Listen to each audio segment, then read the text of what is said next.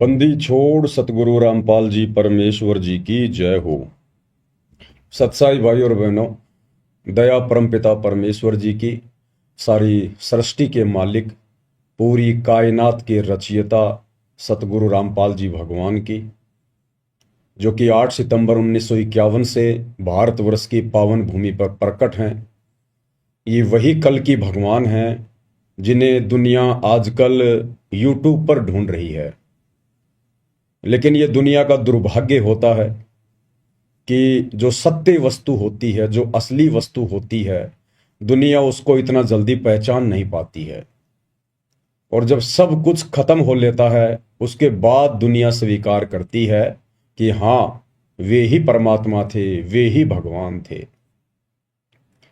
आज से पहले ऐसे उदाहरण घटित हो चुके हैं। द्वापर में विष्णु के अवतार श्री रामचंद्र जी आए। उस समय किसी ने भी उनको परमात्मा नहीं माना, भगवान नहीं माना।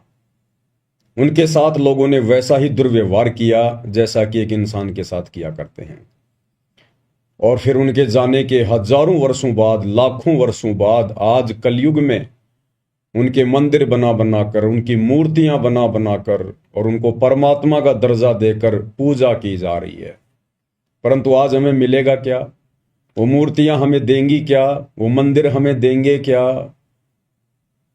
गाय या भैंस के मरने के बाद उसकी पत्थर की या सोने चांदी की मूर्ति बनाकर अगर हम उसके नीचे दूध निकालने के लिए बाल्टी लेकर बैठेंगे तो क्या वो दूध देगी?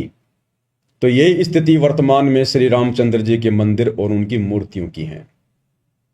दुनिया केवल उनको पूजकर अपना समय और समाज ही बर्बाद कर रही है।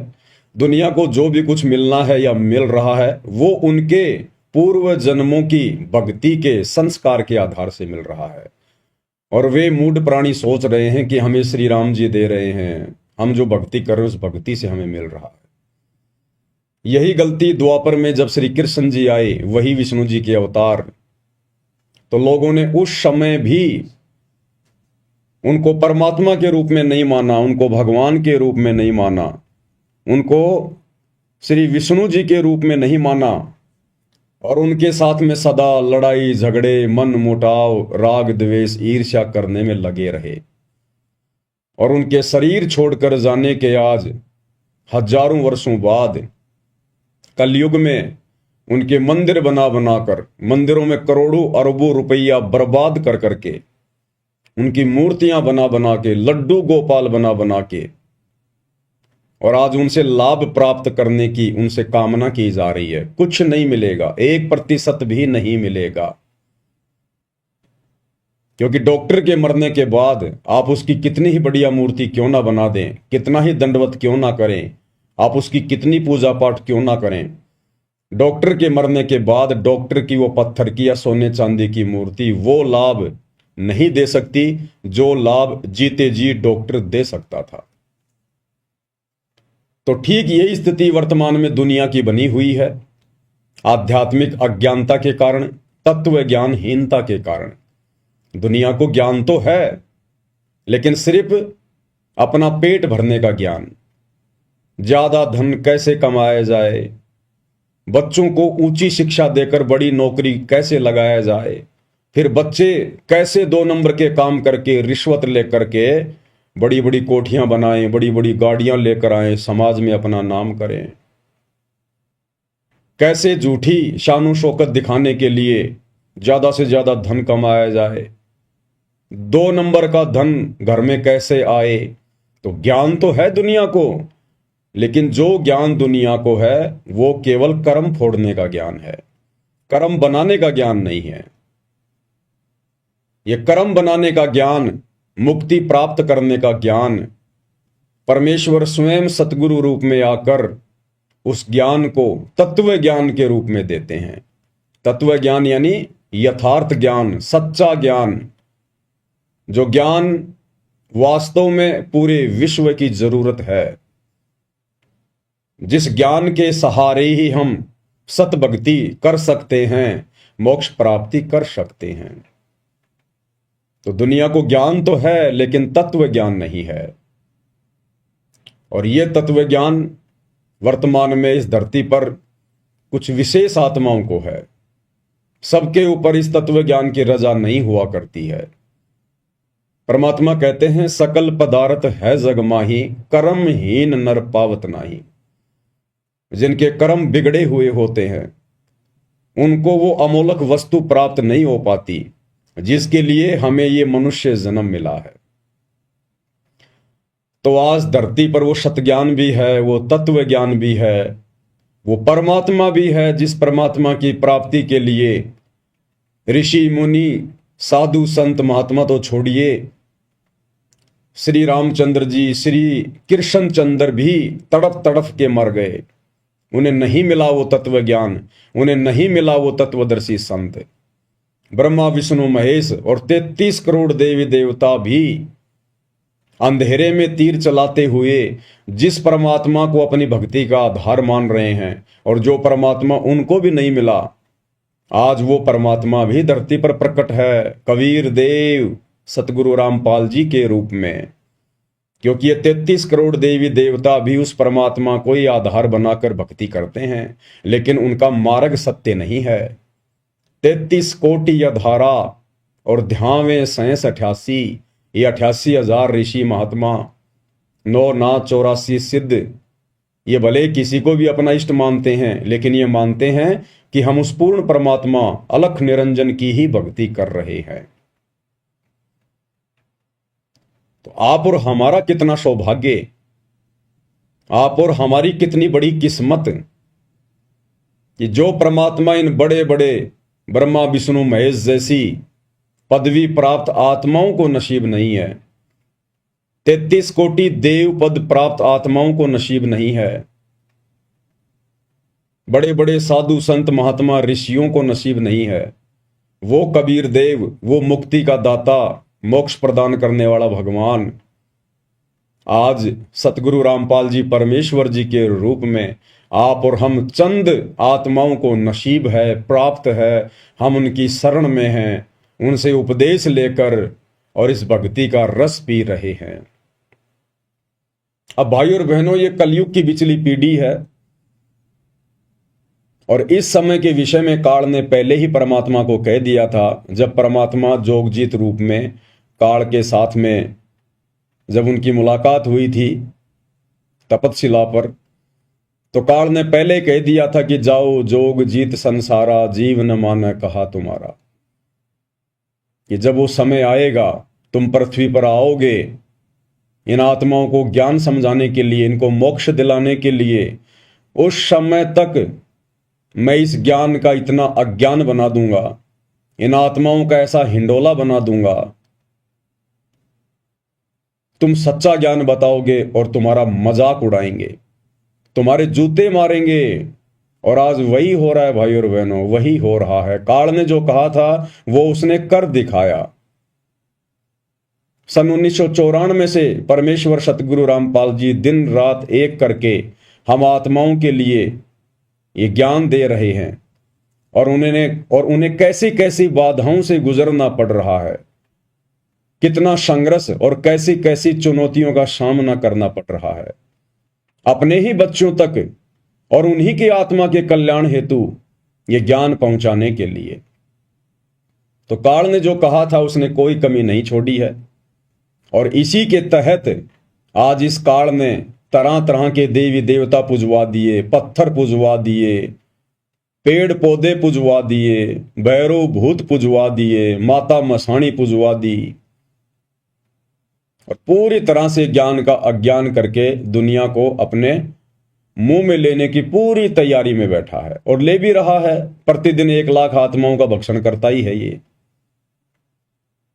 तो भाई और बहनों, आप और हमारा सौभाग्य कि परमेश्वर ने आप और हमें विशेष आशीर्वाद देकर, हमारा ज्ञान योग खोलकर, हमारी दिव्य दृष्टि खोलकर, ज्ञान वाली आंखें खोलकर अपनी पहचान करवाई। अन्यथा उस परमेश्वर को जो आज सतगुरु रामपाल जी के रूप में धरती पर प्रकट हैं, उनके खुद के कलयुगी परिवार वाले, उनके बेटा बेटी भाई बंधु रिश्तेदार कोऑर्डिनेटर और तो और सतलोक आश्रमों से जुड़ी हुई 90% संगत भी नहीं पहचान पा रही है। दो नावों की सवारी में है। गुरु तो बना रखा है सतगुरु जी को, जुबान से उन्हें भगवान भगवान तो कहते हैं, लेकिन हृदय से उन्हें भगवान मानते नहीं हैं। हृदय से भगवान मानते हैं एक दाढ़ी मूंछ वाली कबीर जी की समझे जाने वाली उस नकली फोटो को, कागज के टुकड़े को। तो वे आत्माएं भी अभी तक काल प्रेरित ही हैं। उन आत्माओं पर सतगुरु की वो रजा नहीं हो पाई है जो रजा साध संगति से जोड़कर आप और हम सत्सेवक आत्माओं पर गुरुदेव ने कर दी है। तो भाइयों और बहनों, ये दुनिया समझे ना समझे, उनके अपने संस्कार, उनकी अपनी किस्मत, हमारे खुद के गुरु भाई बहन समझे या ना समझे, उनकी किस्मत, उनका भाग्य, उनके संस्कार। परंतु जिन आत्माओं पर परमेश्वर ने दया कर दी है, अपनी पहचान करवा दी है, तो हम आत्माओं ने अब सिर धड़ की बाजी लगानी है। हमने ना तो उन जगत वालों के झूठे आडंबरों को देखना है, उनके पाखंड को देखना है, और ना हमने परमेश्वर सतगुरु रामपाल जी के शत भक्ति मार्ग में, उनके यथार्थ 13वें कबीर पंथ में काल प्रेरणा से जो आडंबर, जो पाखंड, उनको ना पहचान कर उनके काल प्रेरित कलयुगी परिवार ने फैला दिया है, ना हमने उनको देखना है। चाहे कितने ही आदेश निकाले जाएं, कितने ही पीले पर्चे डाले जाएं, कितनी ही ज्ञान विरुद्ध हरकतें की जाएं, हमने उनको नहीं देखना। हमने केवल उस आधार से भक्ति मार्ग पर आगे चलना है जो आधार हमें गुरुदेव ने बताया, और वो आधार है ज्ञान आधार। यानी गुरुदेव ने हमें जो सत्संग दिए हैं वो कंप्लीट भक्ति का विधान है, संविधान है। उसके विपरीत गुरुदेव कोई आदेश नहीं देंगे, और यदि उसके विपरीत हमें कोई आदेश दे रहा है गुरुदेव का नाम लेकर, तो हमने बिल्कुल भी यकीन नहीं करना है, हमने डरना भी नहीं है, हमने घबराना भी नहीं है, हमने विचलित भी नहीं होना है। क्योंकि टीचर ने जो सिलेबस दे दिया उसी में से परीक्षा लेगा। तो सन 2014 बरवाला कांड के बाद का समय आप और हम सभी भाई बहनों की परीक्षा का समय है, और गुरुदेव ने सन 1994 से 2014 तक जो सत्संग कर दिए हैं, जो भक्ति का पाठ हमें पढ़ा दिया है, हमने केवल उसी आधार से अपनी परीक्षा को देना है। ना जल्दबाजी करनी है, ना जोश में होश खोना है, ना अन्य कोई घटिया हरकत करनी है। परमात्मा ने हमें सील, संतोष, विवेक, दया, अक्षमा, ये 5 विशेष गुण प्रदान किए हैं, और भक्ति के 16 श्रृंगार प्रदान किए हैं। हमने इनके अंतर्गत रहकर ही अपनी परीक्षा को देना है, तभी हमारे गुरुदेव हमसे प्रसन्न होंगे। हमने भावनाओं में बहकर कोई भी गलत कदम नहीं उठाना है। चाहे मैं पवन दास आप जी को कोई भी संदेशा दूं मालिक के आशीर्वाद से, चाहे अन्य कोई भगत भाई बहन संदेशा दे, चाहे सतलोक आश्रम वालों की तरफ से कोई आदेश आए, हमने जल्दबाजी में निर्णय नहीं लेना है, भावनाओं में नहीं बहना है। शांति से, धैर्य के साथ में पहले विचार करना है, उस आदेश को, उस फरमान को गुरुदेव भगवान के ज्ञान आधार से उसको मापना है, और फिर जो हमारी आत्मा स्वीकार करे गुरुदेव के ज्ञान अनुसार, हमने वही निर्णय लेना है, उसी हिसाब से हमने आगे कदम बढ़ाने हैं। तो भाइयों और बहनों, काल हमसे गलतियां करवाएगा, मनमाना आचरण भी करवाएगा, जल्दबाजी में गलत फैसले दिलवा कर भी हमारी मर्यादा तोड़वाएगा, पूरी कोशिश करेगा, क्योंकि उसका भोजन इस वक्त उसके मुंह से छूट रहा है। तो अपना भोजन आसानी से कौन छूटने देता है? जब सूअर यहां आसानी से उस लैट्रिन को नहीं जाने देता जो दूसरा सूअर खाने की कोशिश करता है, कुत्ता इतनी आसानी से हड्डी नहीं छोड़ता जिस हड्डी को देखकर दूसरा कुत्ता आ जाता है। तो भला ये काल ज्योति निरंजन हम आत्माएं जिसकी खुराक हैं, हमारा वो मैल, वो गंध जो सूक्ष्म रूप में हमारे सूक्ष्म शरीर में जमा हो जाता है, भला ये इतनी आसानी से हम जीवात्माओं को शतलोक कैसे जाने देगा। तो एकमात्र हमारे पास यदि कोई आधार है इस काल से बचने का, तो केवल गुरुदेव का ज्ञान आधार, और ज्ञान आधार से भक्ति करेंगे तो मर्यादा तोड़ने से बचेंगे, और मर्यादा टूटने से बचेगी तो सतगुरु अपना आशीर्वाद बनाकर रखेंगे, और जब सतगुरु अपना आशीर्वाद बनाकर रखेंगे तो फिर हमें कोई डगमग नहीं कर सकता, हमें कोई विचलित नहीं कर सकता। इसलिए वर्तमान परीक्षा के समय में ज्ञान आधार बहुत ही जरूरी है। तो भाई और बहनों, हिसार जेल से जो विशेष संदेश आ रहे हैं पूज्य गुरुदेव भगवान के विशेष आशीर्वाद से, उनकी विशेष साध संगति से जुड़ी हुई सत्सेवक आत्माओं को दृढ़ता प्रदान करने के लिए आज विशेष संदेश नंबर 13 का पार्ट नंबर 9 है। और क्या कुछ गुरुदेव अपने मुखार विंद से आप और हमें सुशिक्षा दे रहे हैं, साथ साथ में उन्हीं के आशीर्वाद से हम विश्लेषण भी करते हुए चलेंगे। अब गरीबदास जी कहते, कल्पे कारण कौन है, कर सेवा निकाम। निष्काम भाव से बगैर किसी मनोकामना के तू सेवा करता रह, भक्ति करता रह, और मन इच्छा फल देगा जब पड़े धनी तक काम। तो भाई और बहनों, हम विशेष संदेश में आगे बढ़े उससे पहले पूज्य गुरुदेव भगवान का जयकारा लगाएंगे, मालिक की वंदना करेंगे, उनका आशीर्वाद प्राप्त करेंगे। बंदी छोड़ सतगुरु रामपाल जी परमेश्वर जी की जय हो।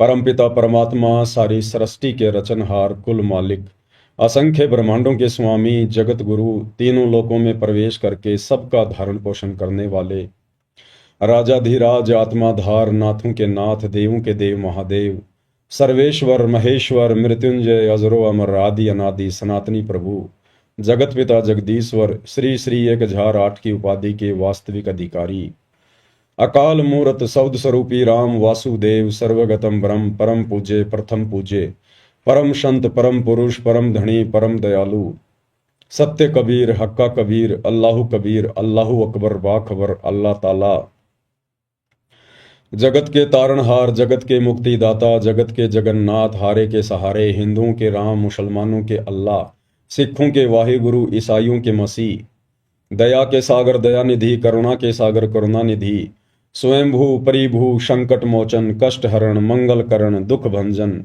अविगत कबीर, निर्विकार निर्विषम परमात्मा, अलय अलेख सतगुरु, आदि अनादि सतगुरु, असली मर्यादा पुरुषोत्तम, असली राम, असली कृष्ण, असली घनश्याम, असली मुरारी, राजाओं के राजा, महाराजाओं के महाराजा, शहनशाहों के शहनशाह, सम्राटों के सम्राट, भगवानों के भगवान, अल्लाहों के अल्लाह, प्रभुओं के प्रभु, मसीहाओं के मसीह, सच्चे वाहिगुरु, बाबाओं के बाबा, पीरों के पीर, सेठों के सेठ, जगत सेठ, सावड़सा सेठ, सर्वगुण संपन्न, अनंत कोटि कलाओं के स्वामी, अनंत कोटि ब्रह्मांडों के नायक, योगियों में महायोगी, ध्यानियों में महाध्यानी, सिद्धों में परम सिद्ध, ज्ञानियों में तत्व ज्ञानी, ब्रह्म ज्ञानी, महाज्ञानी, परम ज्ञानी, सर्वश्रेष्ठ ज्ञानी, विज्ञानी, युवा कबीर, समरथ कबीर, असमवाद, अमित ओजा, सच्चे रहनुमा, करीम अल्लाह, सुभान अल्लाह, दुनिया के अंतिम पैगंबर, 8 सितंबर 1951 से गांव धनाना, जिला सोनीपत, हरियाणा, भारतवर्ष की पावन भूमि पे प्रकट रियल कल की भगवान श्री नारायण साकार हरि, श्री बाबा साहेब नूर अनंत परमात्मा, सच्चे दरवेश, सच्चे बाखबर, संत श्रोमणी सतगुरु रामपाल जी परमेश्वर जी के चरण कमल में साध संगति से जुड़े हुए आप और हम सभी देश विदेश में बैठे हुए भाई बहनों का अनंत कोटि दंडवत प्रणाम। तो भाई और बहनों, विशेष संदेश की शुरुआत करते हैं। पूज्य गुरुदेव भगवान हमें क्या सुशिक्षा दे रहे हैं। अब गरीबदास जी कहते, कल्पे कारण कौन है, कर सेवा निकाम। निष्काम भाव से बगैर किसी मनोकामना के तू सेवा करता रह, भक्ति करता रह, और मन इच्छा फल देगा जब पड़े धनी तक काम। अब जैसे आप सफर में जा रहे हो और एक्सीडेंट हो जाता है, वह धनी का काम है, वह ना को राष्ट्रपति, ना प्रधानमंत्री, ना आपकी संपत्ति और संतान आपकी रक्षा कर सकते। ना आप अपनी संतान की कर सकते। कल्पे कारण कौन है, कर सेवा निकाम, मन इच्छा फल देत है, जो प्रद नहीं ते काम। पूज्य गुरुदेव भगवान कह रहे हैं कि कल्पे कारण कौन है, कि तू अपने मन में उठने वाले संकल्प और विकल्प को छोड़ दे, त्याग दे, कि वो भगवान बड़ा होगा, वो भक्ति सही होगी, ऐसा करूंगा तो मेरा भला होगा, वैसा करूंगा तो मेरा भला होगा। कहते इस ज्ञान को आधार बनाकर, तत्व ज्ञान को अच्छे से समझकर, एक परमेश्वर को, गुरुदेव भगवान को परमात्मा के रूप में मानकर भक्ति पर दृढ़ हो जा। कल्पे कारण कौन है, तू कर सेवा निष्काम। और जब तुझे सच्चे गुरु की पहचान हो जाए, भक्ति मार्ग तेरे समझ में आ जाए, उसके बाद में तू निष्काम भाव से सेवा कर। ये जो भक्ति हमें गुरुदेव भगवान ने दी है, फिर हमने इस भक्ति को निष्काम भावना से करनी होती है, तभी हमारी भक्ति सफल होगी। निष्काम भावना यानी हमारे मन में किसी भी प्रकार की मोक्ष के अलावा कोई इच्छा नहीं होनी चाहिए, कोई डिमांड नहीं होनी चाहिए गुरुदेव भगवान से, कि मैं बड़ा कोई मंत्री पद प्राप्त कर लूं, मेरे लड़का हो जाए, मेरा बेटा नौकरी लग जाए, मेरा बिजनेस सेटल हो जाए, बड़ी मेरी कोठी बन जाए, घर में लंबी गाड़ी आ जाए। निष्काम भाव से हमने भक्ति करनी है।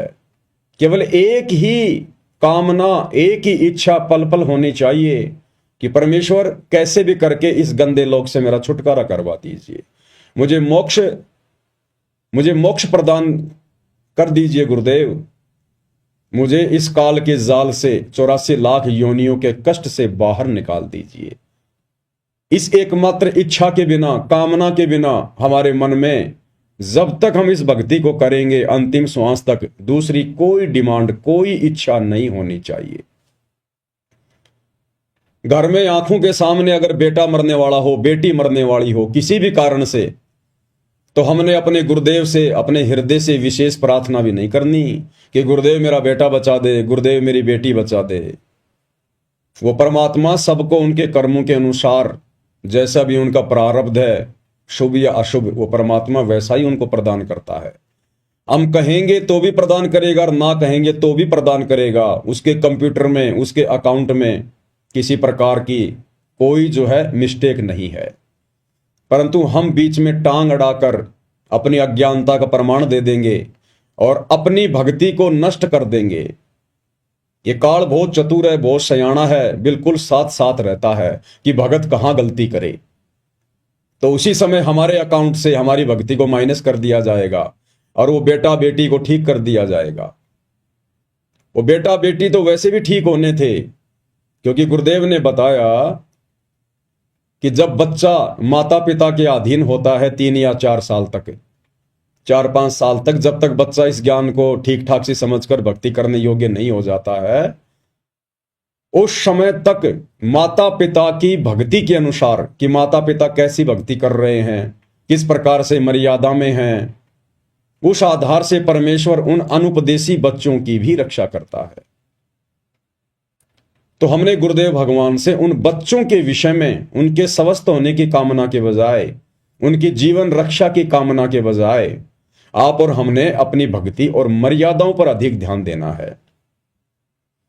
हमने वो पुरानी परंपराएं, वो आदतें छोड़नी पड़ेंगी।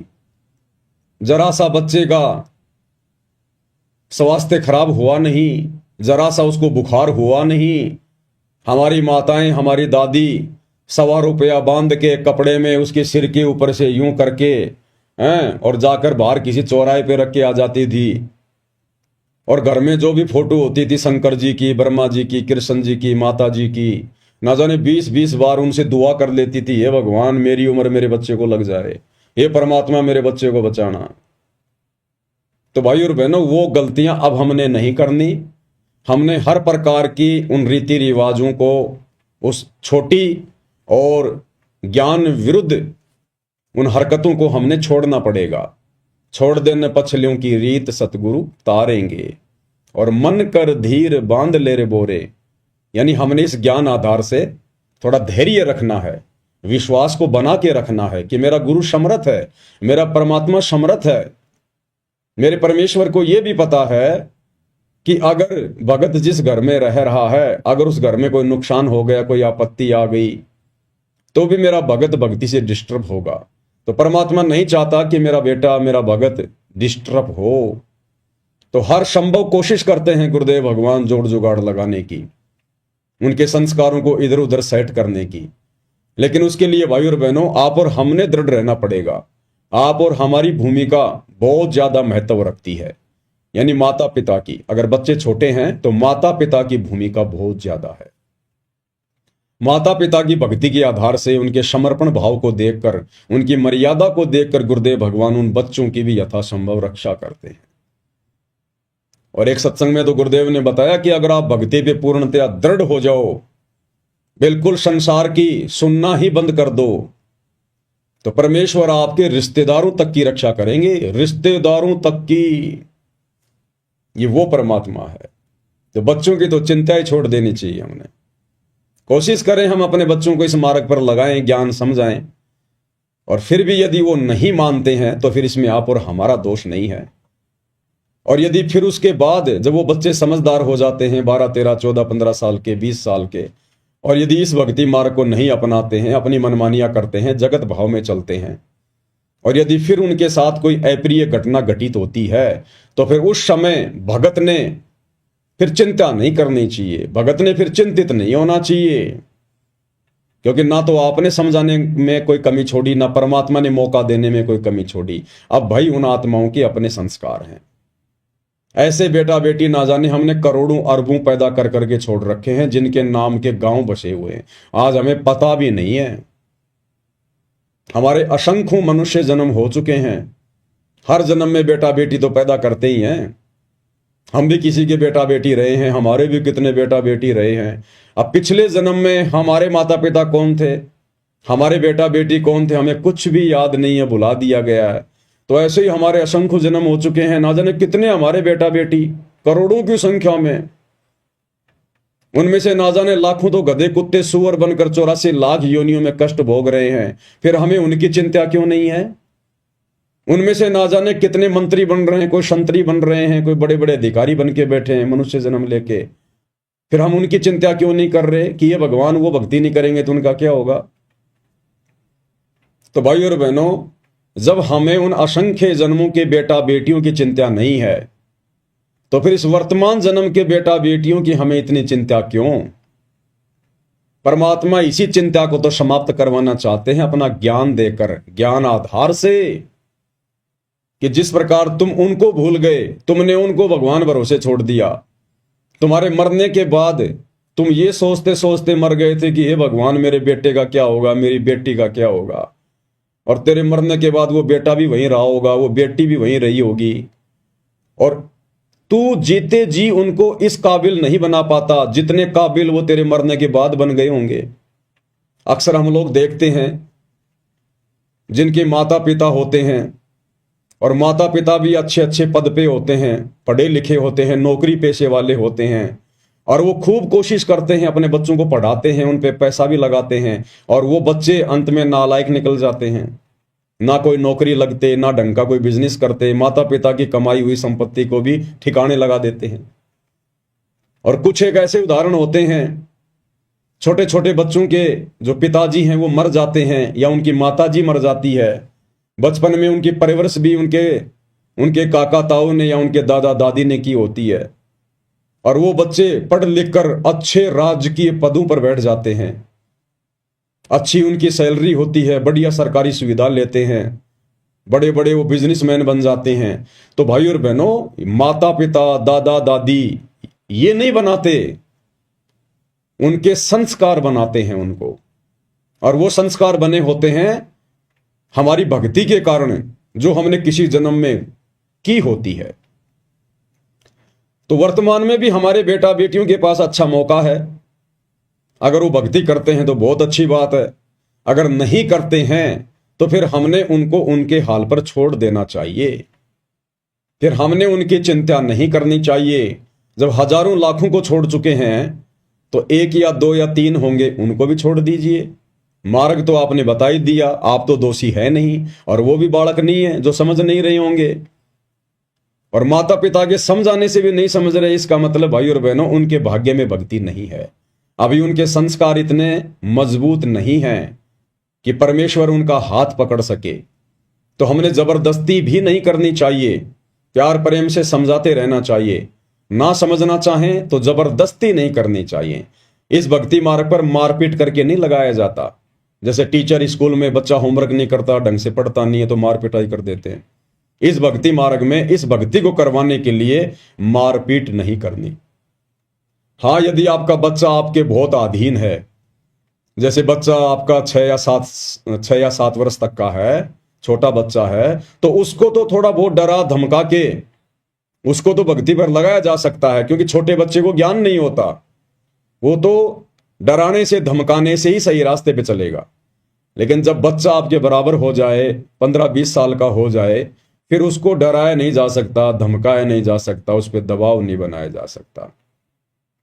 क्योंकि भाई और बहनों, 15 साल के बाद आपका बच्चा लायक होगा या नालायक होगा, सपूत होगा या कपूत होगा, ये उसके संस्कार पे निर्भर करेगा। यदि किसी ने अपने बेटा बेटी को भक्ति पे लगा रखा है अपने साथ में, और यदि अभी उनकी उम्र 10-12 साल है, 5-6 साल है, तो ये ना समझे कि मेरा बेटा बहुत अच्छा भगत बन गया, जैसा मैं कह रहा हूं वैसा ही कर रहा है। भाई और बहनों, अभी वो आपके अधीन है। जब 15 साल के बाद वो बड़ा होने लगेगा, उसके बाद उसके अपने संस्कार काम करने लगेंगे। उसके बाद पता चलेगा वो आपका है या काल का है, वो सपूत है या कपूत है, वो भक्ति करेगा या फिर बर्बादी करेगा। क्योंकि जैसे उसके संस्कार होंगे, प्रफुल्लित होंगे, वैसा ही वो मार्ग पकड़ेगा। उसके बाद वो आपकी नहीं सुनेगा फिर।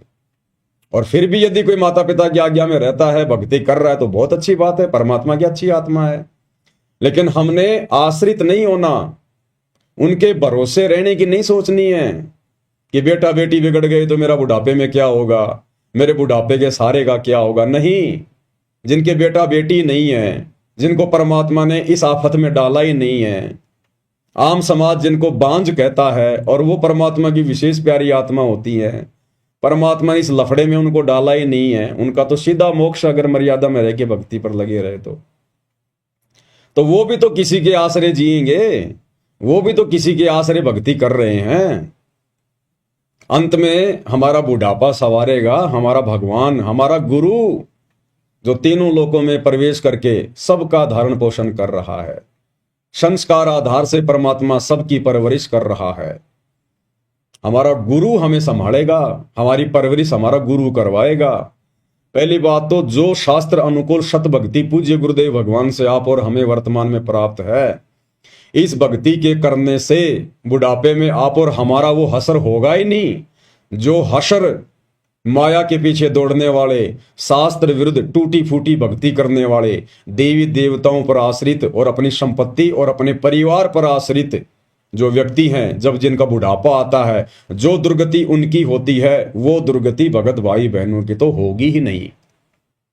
जहां दुनिया वाले कोई जो देवी देवताओं की भक्ति करते हैं, शास्त्र विरुद्ध साधना करते हैं, उल्टा सीधा खाना पीना, जहां 60-70 साल की उम्र में उनके घुटने टूट जाएंगे, उनका शरीर जवाब दे जाएगा, काया उनकी रोगी हो जाएगी, उस समय आप और हम भगत भाई बहन यदि शरीर में रहे तो घोड़े की तरह चलेंगे, घोड़े की तरह।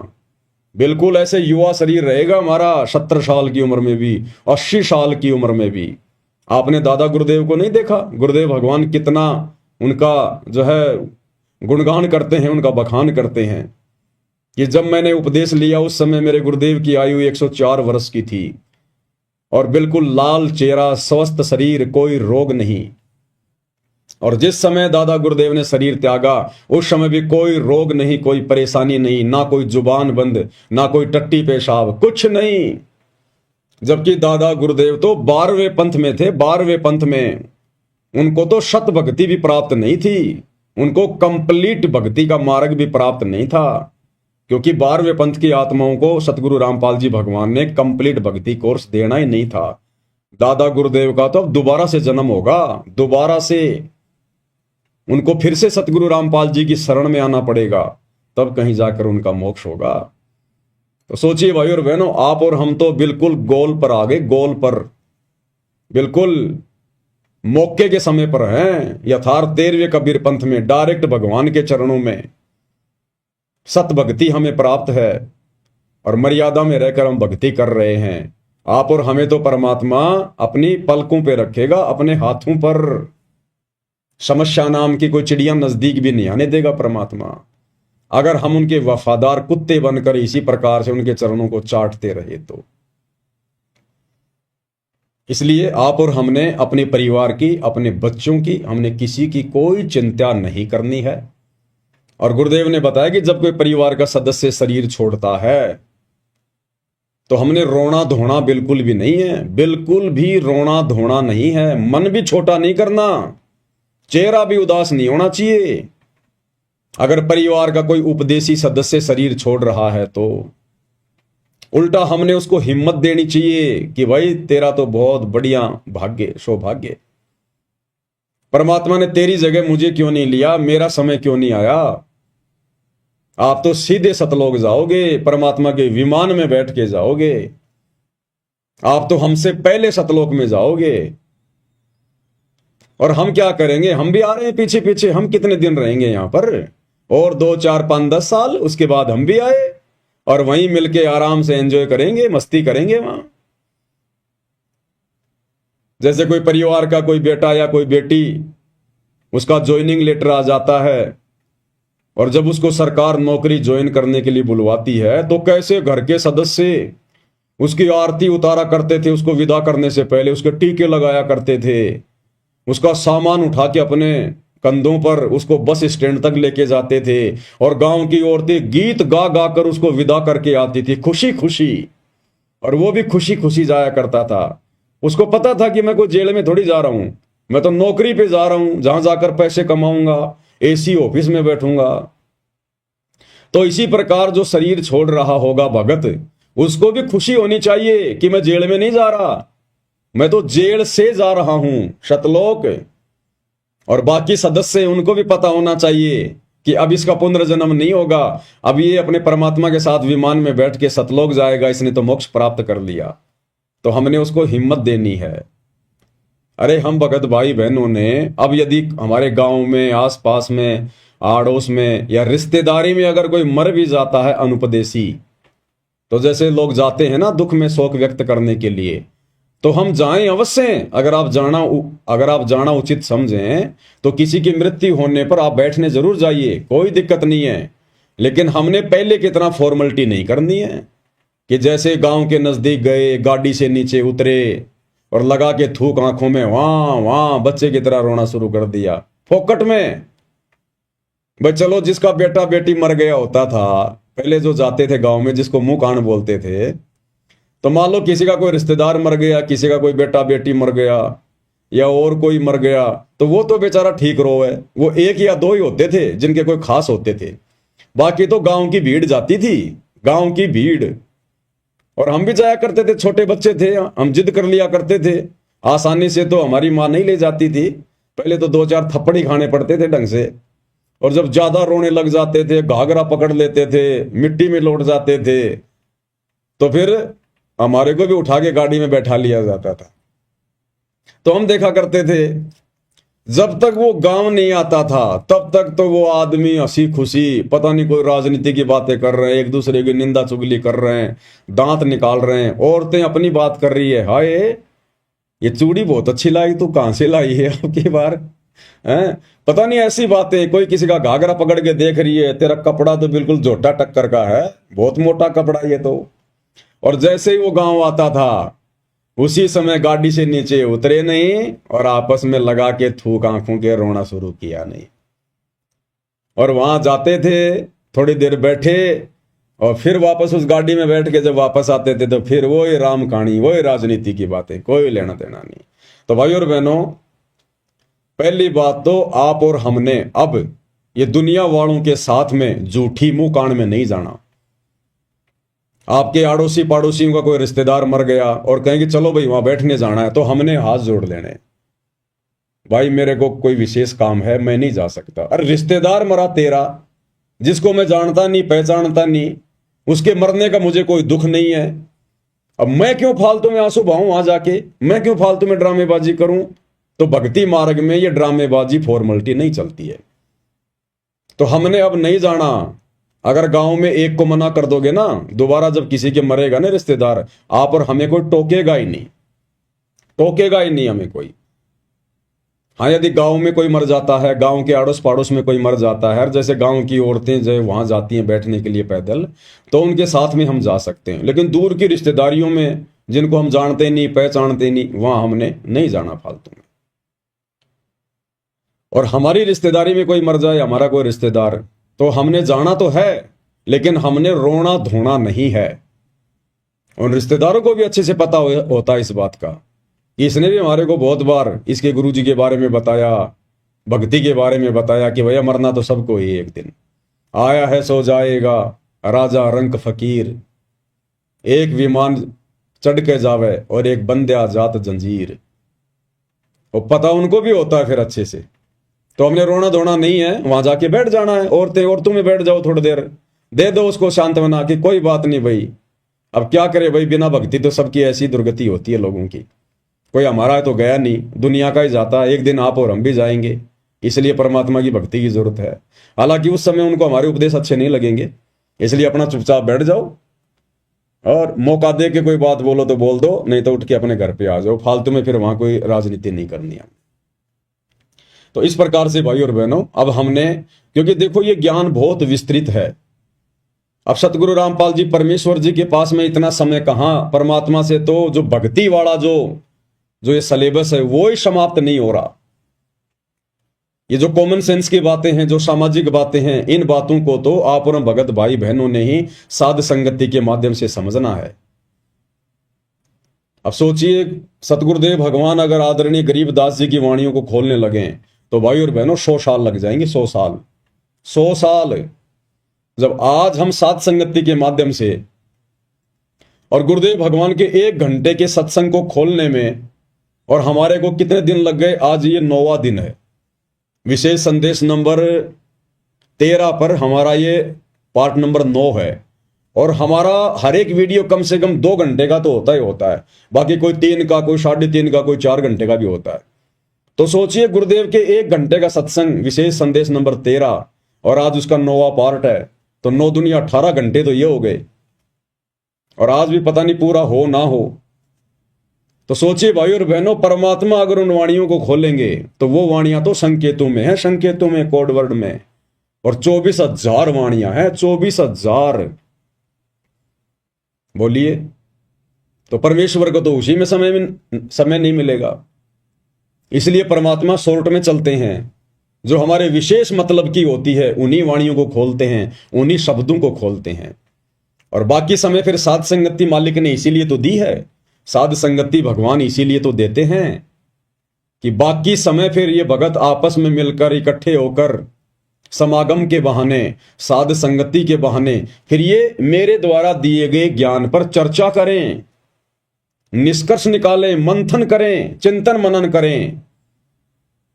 जैसे मेहंदी होती है, मेहंदी हरे कलर की होती है, और गुरुदेव कहते हैं मेहंदी को जब हम रगड़ते हैं तो उसका रंग लाल हो जाता है। तो गुरुदेव के सत्संगों पर जब हम रगड़ा मारेंगे, साध संगति के माध्यम से चिंतन मनन करेंगे, तो वो निखरेगा। फिर ये ज्ञान कमल के फूल की तरह निखरेगा। फिर हमें दृढ़ता मिलेगी, हिम्मत मिलेगी, हम मर्यादा तोड़ने से बचेंगे, हमारे अंदर भय उत्पन्न होगा।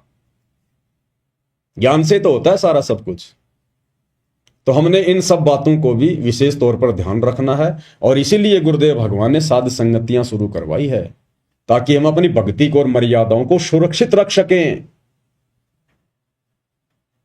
आज इस साध संगति का ही तो ये नतीजा है कि गुरुदेव भगवान की गैर हाजिरी में, गुरुदेव के हिसार जेल जाने के बाद तो आप और हम इतने दृढ़ नहीं थे। धीरे धीरे परमात्मा ने साध संगतियां शुरू करवाई, उसके बाद ही तो आज आप और हम इतने दृढ़ हो पाए हैं। अन्यथा साध संगति के अभाव में कुसंगति के शिकार सतलोक आश्रम मैनेजमेंट हरियाणा वालों को देख लो, किस कदर काल ने उनको उलझा रखा है। मर्यादाओं की तरफ तो उनका ध्यान ही नहीं है कि मर्यादा भी कुछ होती है। भक्ति जरूर ले ली गुरुदेव से, लेकिन भक्ति का जो तरीका है शास्त्र अनुकूल, वो उनको पता ही नहीं है।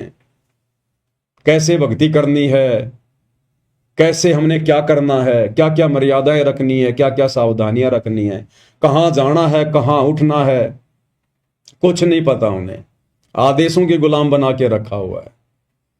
तो ये साध संगति का ही तो नतीजा है जो हम इस कदर आज इस भक्ति मार्ग पर गुरुदेव के आशीर्वाद से सफल होने की दिशा में निरंतर आगे बढ़ते जा रहे हैं। तो परमेश्वर कहते हैं कल पे कारण कौन है, तू कर सेवा निष्काम, कि तू निष्काम भाव से भक्ति कर, निष्काम भाव से सेवा कर। ये तीनों समय की आरती, सत्संग सुनना, सुमरण करना, पांचों यज्ञ करना, परमात्मा की ज्ञान चर्चा करना, ये आता है पूजा में, भक्ति में, सेवा में। तो कहते तू निष्काम भाव से कर, कोई इच्छा मत रख, कोई डिमांड मत कर। तुम्हारा गुरु, तुम्हारा परमात्मा सर्वज्ञ है, जानी जान है, अंतर्यामी है। उन्हें बोलकर बताने की जरूरत नहीं है, रोककर दिखाने की जरूरत नहीं है। वो सब कुछ जानता है, तेरे असंख्य जन्मों की जानता है, भूत भविष्य वर्तमान सब जानता है। और वो जो भी कुछ देगा तेरी भक्ति के आधार से देगा, क्योंकि तेरे को वर्तमान में उसने एक विशेष कार्य दे दिया, विशेष सेवा दे दी, भक्ति। और जैसी तू भक्ति करेगा वैसा ही बराबर तुझे फल देता चला जाएगा। तो तेरे को किसी से मांगने की जरूरत नहीं है। जिस प्रकार यात्री ने जयपुर से दिल्ली जाना है, जितने कदम वो चलेगा उतनी दूरी ऑटोमेटिक कम होती जाएगी, ऑटोमेटिक। वो नापने की जरूरत नहीं है, जितने कदम हम उस तरफ रखेंगे उतनी दूरी कम होती चली जाएगी। तो जितना हम भक्ति मार्ग पर ज्ञान को आधार बनाकर मर्यादाओं के साथ में आगे बढ़ते जाएंगे, परमात्मा हमारे उतने ही नजदीक आते चले जाएंगे। ना रोने धोने की जरूरत है, ना कोई प्रार्थना लगाने की जरूरत है, ना कोई मन में इच्छा या कोई कामना रखने की जरूरत है। इसलिए गुरुदेव कहते हैं कल पे कारण कौन है, इन्हें छोड़ दे सब इधर उधर की बातें और कर सेवा निष्काम। इस भक्ति को निष्काम भाव से कर और मन इच्छा फल देऊंगा जब पड़ेगा मेरे से काम। जब हमारे ऊपर कोई आपत्ति आनी होगी, हमारे भाग्य की, हमारे प्रारब्ध की, क्योंकि वर्तमान में तो हम ऐसा कोई कार्य करेंगे नहीं, वर्तमान में तो ऐसी कोई गलती हम करेंगे नहीं जिससे हमारे ऊपर आपत्ति आनी हो। तो आपत्ति अगर आएगी, आनी होगी, तो हमारे पिछले बिगड़े हुए उन जो है कर्मों के कारण, उसके लिए परमात्मा ने हमें भक्ति दे दी, मर्यादा बता दी। अगर तू मेरे द्वारा बताई गई भक्ति को मर्यादाओं में रह के करेगा, तो फिर जब तेरे ऊपर कोई समस्या भी आनी होगी, फिर मैं अपने आप देख लूंगा। तेरे को चिंता करने की जरूरत नहीं है। चिंता तो हरि नाम की और न चिंता दास, और जो कोई चिंता नाम बिना सोए काल की फांस। केवल एक मात्र हमने गुरुदेव की भक्ति की चिंता करनी है कि मेरी मर्यादा खंडित ना हो जाए, मेरी भक्ति में कोई कमी ना रह जाए, कोई चूक चाकरी मेरे से ना रह जाए। तो ये हमें गुरुदेव भगवान समझाना चाह रहे हैं कि बच्चों अब तुम समझदार हो गए हो, और अब छोटी मोटी बातों के लिए बिल्कुल भी डिमांड ना किया करो, अन्यथा तुम यहां डिमांड करते रहोगे। इतनी भक्ति तुम करते नहीं, उतनी तुम जो है मतलब फरियाद लगा दोगे। अरे रोजाना आदमी 100 रुपए कमाता नहीं और 150 रुपए का वो खर्चा कर दे रोजाना, तो उल्टा वो तो कर्जमान बन जाएगा। तो एक तो हम इतनी भक्ति नहीं करते, ऊपर से दिन में 20 कोई डिमांड कर देते हैं।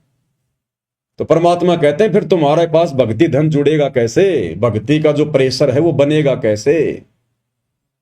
इसलिए अपने गुरु को अंतर्यामी समझकर, सर्वज्ञ जानी जान समझकर कि उन्हें मेरे ऊपर आने वाली समस्याओं का पहले से ही पता है। जिस प्रकार एक छोटा सा बच्चा 2 साल का, 3 साल का, वो पूर्णतया अपने माता पिता के ऊपर आश्रित होता है। अपने माँ और बाप के अलावा वो किसी को नहीं जानता, किसी को नहीं पहचानता। छोटा सा बच्चा दूसरी औरत उसको ले ले तो रोने लग जाता है, और उसकी माँ की आवाज सुनते उसकी गोद में तुरंत दूध पीने लग जाएगा, शांत हो जाएगा, क्योंकि वो केवल अपने माँ बाप को ही पहचानता है, वो संसार को नहीं देख रहा। तो जब हम उस बच्चे की तरह आश्रित हो जाएंगे, और जब कोई सर्दी आती है तो उसके माता पिता फिर उसके लिए पहले से सारी व्यवस्था कर देते हैं। माता पिता को पता होता कि आगे सर्दी आने वाली है या गर्मी आने वाली है, बच्चे को हल्के कपड़े चाहिए, भारी कपड़े चाहिए, जूते चाहिए, टोपा चाहिए, जैकेट चाहिए, क्या चाहिए। तो बच्चा नहीं बोलता और ना बच्चे को पता, लेकिन माता पिता को पता है, क्योंकि बच्चा माता पिता पे आश्रित है। तो इसी प्रकार हमें नहीं पता हमारे कर्म की कौन सी मार कौन से रास्ते से आ जाएगी, वो कब आ जाएगी, लेकिन हमारे बाप को पता है, हमारी माँ को पता है, सतगुरु रामपाल जी भगवान को पता है तमेव माता च पिता तमेव, तमेव बंधु च सखा तमेव, तमेव विद्या च द्रविणम तमेव, तमेव सर्व मम देव देव।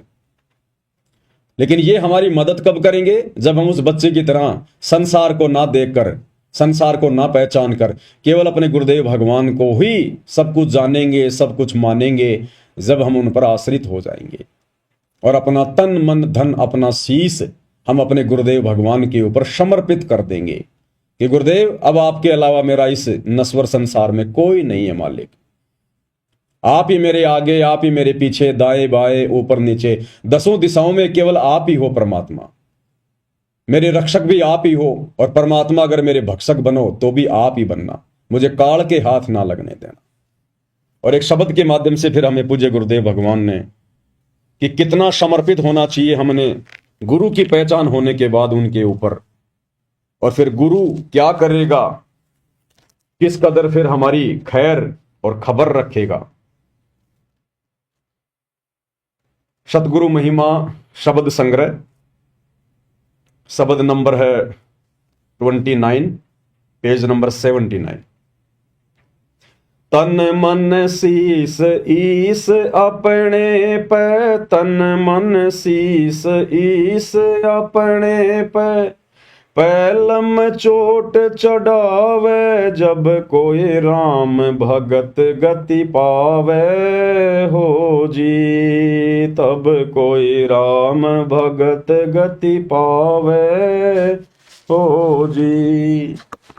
तन मन शीस ईस अपने पे, तन मन शीस ईस अपने पे, पैलम चोट चढ़ावे जब कोई राम भगत गति पावे हो जी, तब कोई राम भगत गति पावे हो जी।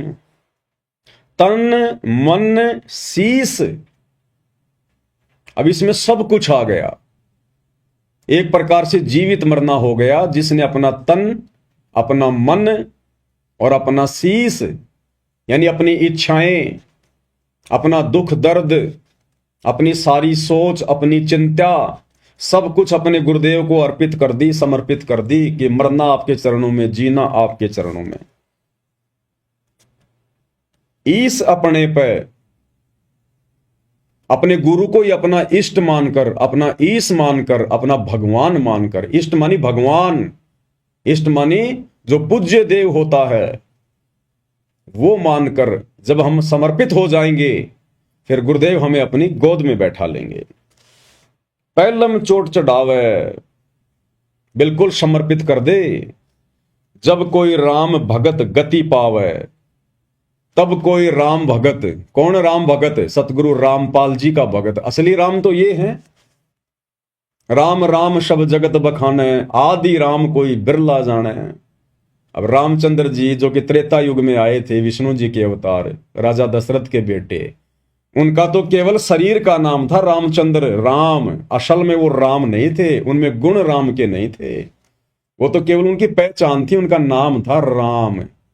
जैसे किसी का श्याम, किसी का राम, उनके पिता का दशरथ, ऐसे ही उनके शरीर की पहचान थी, उनमें गुण राम का एक भी नहीं था, एक भी। वो समस्त गुण उस कबीर देव जो असली राम है, आज धरती पर सतगुरु रामपाल जी के रूप में प्रकट हैं। ये है वो राम। जब कोई राम भगत गति पावे हो जी, तब मोक्ष होगा आत्मा का। भाई सतगुरु तिलक अजपा माला, युगत जटा रखवावे। सतगुरु तिलक अजपा माला, युगत जटा रखवावे। जत को पीन सत्य का चोला, भीतर भेख बनावे। जब कोई राम भगत गति पावे हो जी, जब कोई राम भगत गति पावे हो जी। क्या कह रहे हैं? एक सच्चे भगत ने, सत सेवक ने सत्सेवक का मतलब होता है सच्चा भगत। सत्य यानी सच्चा, दृढ़, मर्यादाओं का पक्का, और सेवक यानी सतगुरु का भगत। तो कहते हैं जो सत्सेवक होगा, जो सच्चा भगत होगा, सतगुरु तिलक, वो अपने गुरुदेव भगवान को सर्वोपरि रख के चलेगा। सतगुरु तिलक, जैसे तिलक यहां लगाते हैं माथे पर सबसे ऊपर सम्मान के लिए, तो गुरुदेव कहते हैं जो सच्चा भगत होगा वो अपने गुरु जी को अति पूजनीय मानकर भक्ति करेगा, सर्वोपरि स्थान पर रखेगा कि गुरु समान नहीं दाता रे जग में, गुरु समान नहीं दाता, कि मेरे गुरु के अलावा और कोई नहीं संसार में, मेरे लिए प्रथम और अंतिम केवल मेरे गुरुदेव भगवान हैं। सतगुरु आदि अनादि है, सतगुरु मद है मूल, और सतगुरु को सिजदा करूं एक पलक नहीं भूल। तो कहते हैं अपने तिलक की जगह अपने पूज्य गुरुदेव भगवान को रखना चाहिए, अपने शीश पर, अपने माथे पर सतगुरु तिलक और जप्पा माला। और यदि सतनाम मिल गया है तो कहते हैं उसमें लो लगा देनी चाहिए, दिन रात उसका सुमरण। भाई और बहनों, सतनाम केवल उस 2 मंत्र के नाम को ही नहीं कहते, सतनाम कहते हैं सच्चे नाम को। जो प्रथम नाम है वो भी सतनाम है, क्योंकि वो इन देवी देवताओं का वो सतनाम है, उनके भक्ति बीज हैं, उनके बीज मंत्र हैं, मूल मंत्र हैं। तो प्रथम मंत्र जो कि 7 मंत्र का होता है वो भी सतनाम है, सच्चा नाम है। 2 अक्षर का जो है वो भी सतनाम है, सच्चा नाम है। सार नाम है वो भी सतनाम है, सच्चा नाम है। उसके बाद कहते हैं जो शब्द, जो मंत्र गुरुदेव भगवान से प्राप्त हो जाए फिर उसके ऊपर लो लगा देनी है। और युगत जटा रखवावे, युगत जटा कहते हैं इस जटा की जरूरत नहीं है, लंबे लंबे बाल बधाने की जरूरत नहीं है। युगत जटा, युगत यानी विधि, कहते हैं ना योग युगत की विधि बतावे। मन इंद्री पे पैरा हो, जगन्नाथ एक मंदिर बनवा दे। योग युगत, तो कहते हैं युगत जटा रखवावे, यानी जो भक्ति हमें गुरुदेव भगवान ने दी है उस विधि से भक्ति करे, उन मर्यादाओं में रहकर भक्ति करे। ये बाल बूढ़ बढ़ाकर भगत बनने का दिखावा नहीं करना। युगत जटा रखवावे। और जत को पीन सत का चोला भीतर भेक बनावे। जत को पीन, भगत ने जति होना चाहिए, जति, लक्ष्मण की तरह। अगर शादीशुदा है तो अपनी स्त्री के अलावा किसी दूसरी स्त्री में पत्नी वाला भाव भी नहीं आना चाहिए। पर नारी को देखिए बहन बेटी के भाव, कहे कबीर कामनाश का यही सहज उपाय। इसी प्रकार जो माता बहनें हैं उन्होंने भी अपने उस पति के अलावा जिसके साथ उनका संस्कार जुड़ा है, उसके अलावा दूसरे गैर पुरुष में वो पति वाला भाव शौपन में भी नहीं होना चाहिए। उसको कहते हैं जत को पीन और सत का चोला। सत का चोला यानी भगत ने हमेशा सत्य भाषण करना चाहिए, झूठ नहीं बोलना चाहिए। साच बराबर तप नहीं, झूठ बराबर पाप, और जाके हृदय साच है ताके हृदय आप। यानी उस सत्सेवक के साथ में फिर परमात्मा रहते हैं। और भीतर भेक बनावे, ये बाहरी दिखावा करने की जरूरत नहीं है। लाल पीले कपड़े पहन लिए, लंबे लंबे बाल बढ़ा लिए, लंबी लंबी दाढ़ी बढ़ा ली, कहते हैं ये आपकी पहचान नहीं होनी चाहिए। आपकी पहचान होनी चाहिए शास्त्र अनुकूल साधना से, मर्यादाओं में रहकर गुरुदेव ने जो भक्ति बता दी उस विधि से भक्ति करना। वो भगत के लक्षण, भगत के आचार विचार, भगत जैसा व्यवहार हमारे अंदर लोगों को दिखाई देना चाहिए। कहते भीतर भेक बनावे, यानी वो अंदर से भगत बनाए। बाहरी दिखावे से अगर आपको कोई भगत कह रहा है तो आप भगत नहीं है, परमात्मा को प्यारे नहीं है। आपके आंतरिक विचारों से, आपके बोलचाल से, उठने बैठने के तरीके से, आपकी नजर दृष्टि से लोगों को लगना चाहिए कि बहुत अच्छा आदमी है, बड़ा नेक आदमी है, नेक नीति वाला आदमी है। तो कहते हैं भीतर भेक बनावे। परमात्मा हमारे को अंदर से देखेगा कि हम कितने भगत हैं और कितने भगत नहीं हैं। बाहरी दिखावे से कोई भगत नहीं बनता है। भाई लोक लाज मर्याद जगत की तृण ज्यों तोड़ बगावे। लोक लाज मर्याद जगत की तृण ज्यों तोड़ बगावे। कामिनी कनक जहर कर जाने वो शहर अमरपुर जावे। जब कोई राम भगत गति पावे हो जी। जब कोई राम भगत गति पावे हो जी। क्या कह रहे हैं गुरुदेव भगवान? लोक लाज मर्याद जगत की तिनके जो तोड़ बगावे।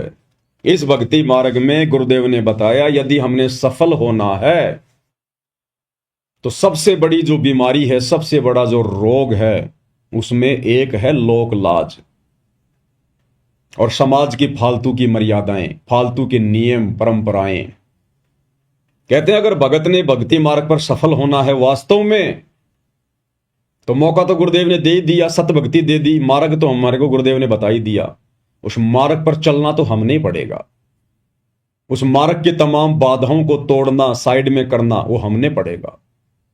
तो कहते हैं लोक लाज मर्याद जगत की तिनके जो तोड़ बगावे। बिल्कुल भी ना शर्मावे, बिल्कुल भी ना डरे, बिल्कुल भी ना घबरावे।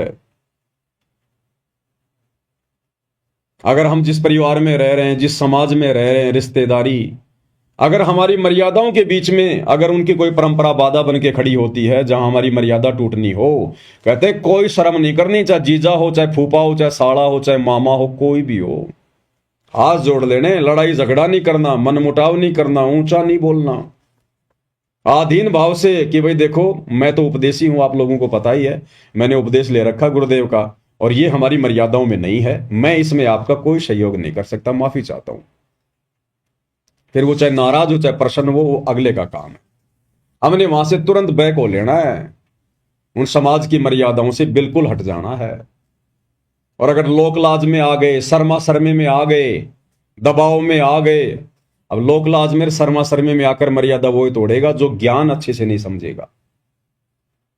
और मर्यादा टूटी तो फिर गए हम काम से, सावधानी हटी दुर्घटना घटी। मर्यादा तो सबसे ज्यादा कंपलसरी बताई गुरुदेव भगवान ने। और गुरुदेव भगवान ने बताया कि लोक लाज करना भी मर्यादा तोड़ने में आता है। मर्यादा तोड़ने में, जैसे हमारे घर पर कोई रिश्तेदार आ गया, उसको पता है या नहीं पता है कि हम भगत हैं या नहीं हैं, और घर पर आकर अगर उसने बीड़ी का बंडल निकाल लिया बीड़ी पीने के लिए, और आप और हमें पता है कि हम भगत हैं, हमारे घर में परमात्मा का दरबार लगा हुआ, ये सारी चीजें वर्जित हैं, और फिर भी यदि आप लोक लाज में आकर कि मैं कहूंगा तो फूफा जी क्या सोचेंगे, फूफा जी पता नहीं क्या क्या बोलेंगे, उस लोक लाज में आकर यदि हम चुपचाप रहे और उसको बीड़ी पीने दी, तो गुरुदेव कहते हैं कि वो भी तुम्हारी मर्यादा टूटने में आता है। मर्यादा टूटने में कि तुमने उसको रोका क्यों नहीं, टोका क्यों नहीं। और गुरुदेव ने बताया कि इस मामले में जो बच्चे होते हैं ना, वो एक नंबर होते हैं, एक नंबर।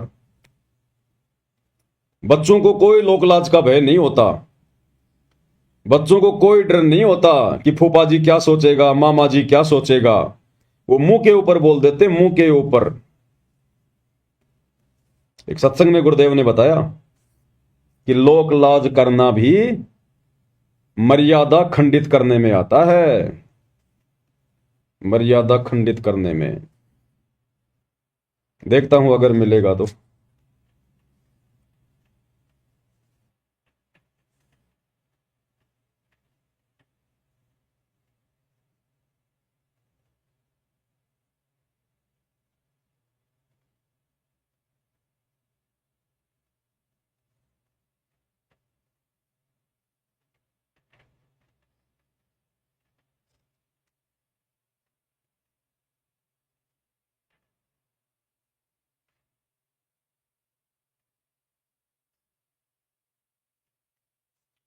क्या करें गुरुदेव भगवान, ध्यान से सुनिएगा। तो अब ऐसा निर्मल ज्ञान पूरे विश्व में फैलेगा। ठीक है, कोई 2-4-10% कर्महीन इंसान होंगे, वो तो अलग बात है। जहां 90% इंसान ठीक हो जाएंगे, उन 10% की बाहर पड़े को नहीं, उनकी नहीं बसावेगी, उन्हें सीधा होना पड़ेगा। वो भी सीधे हो जाएंगे, विकार रहित हो जाएंगे, सरमाया करेंगे, लुकते फिरा करेंगे।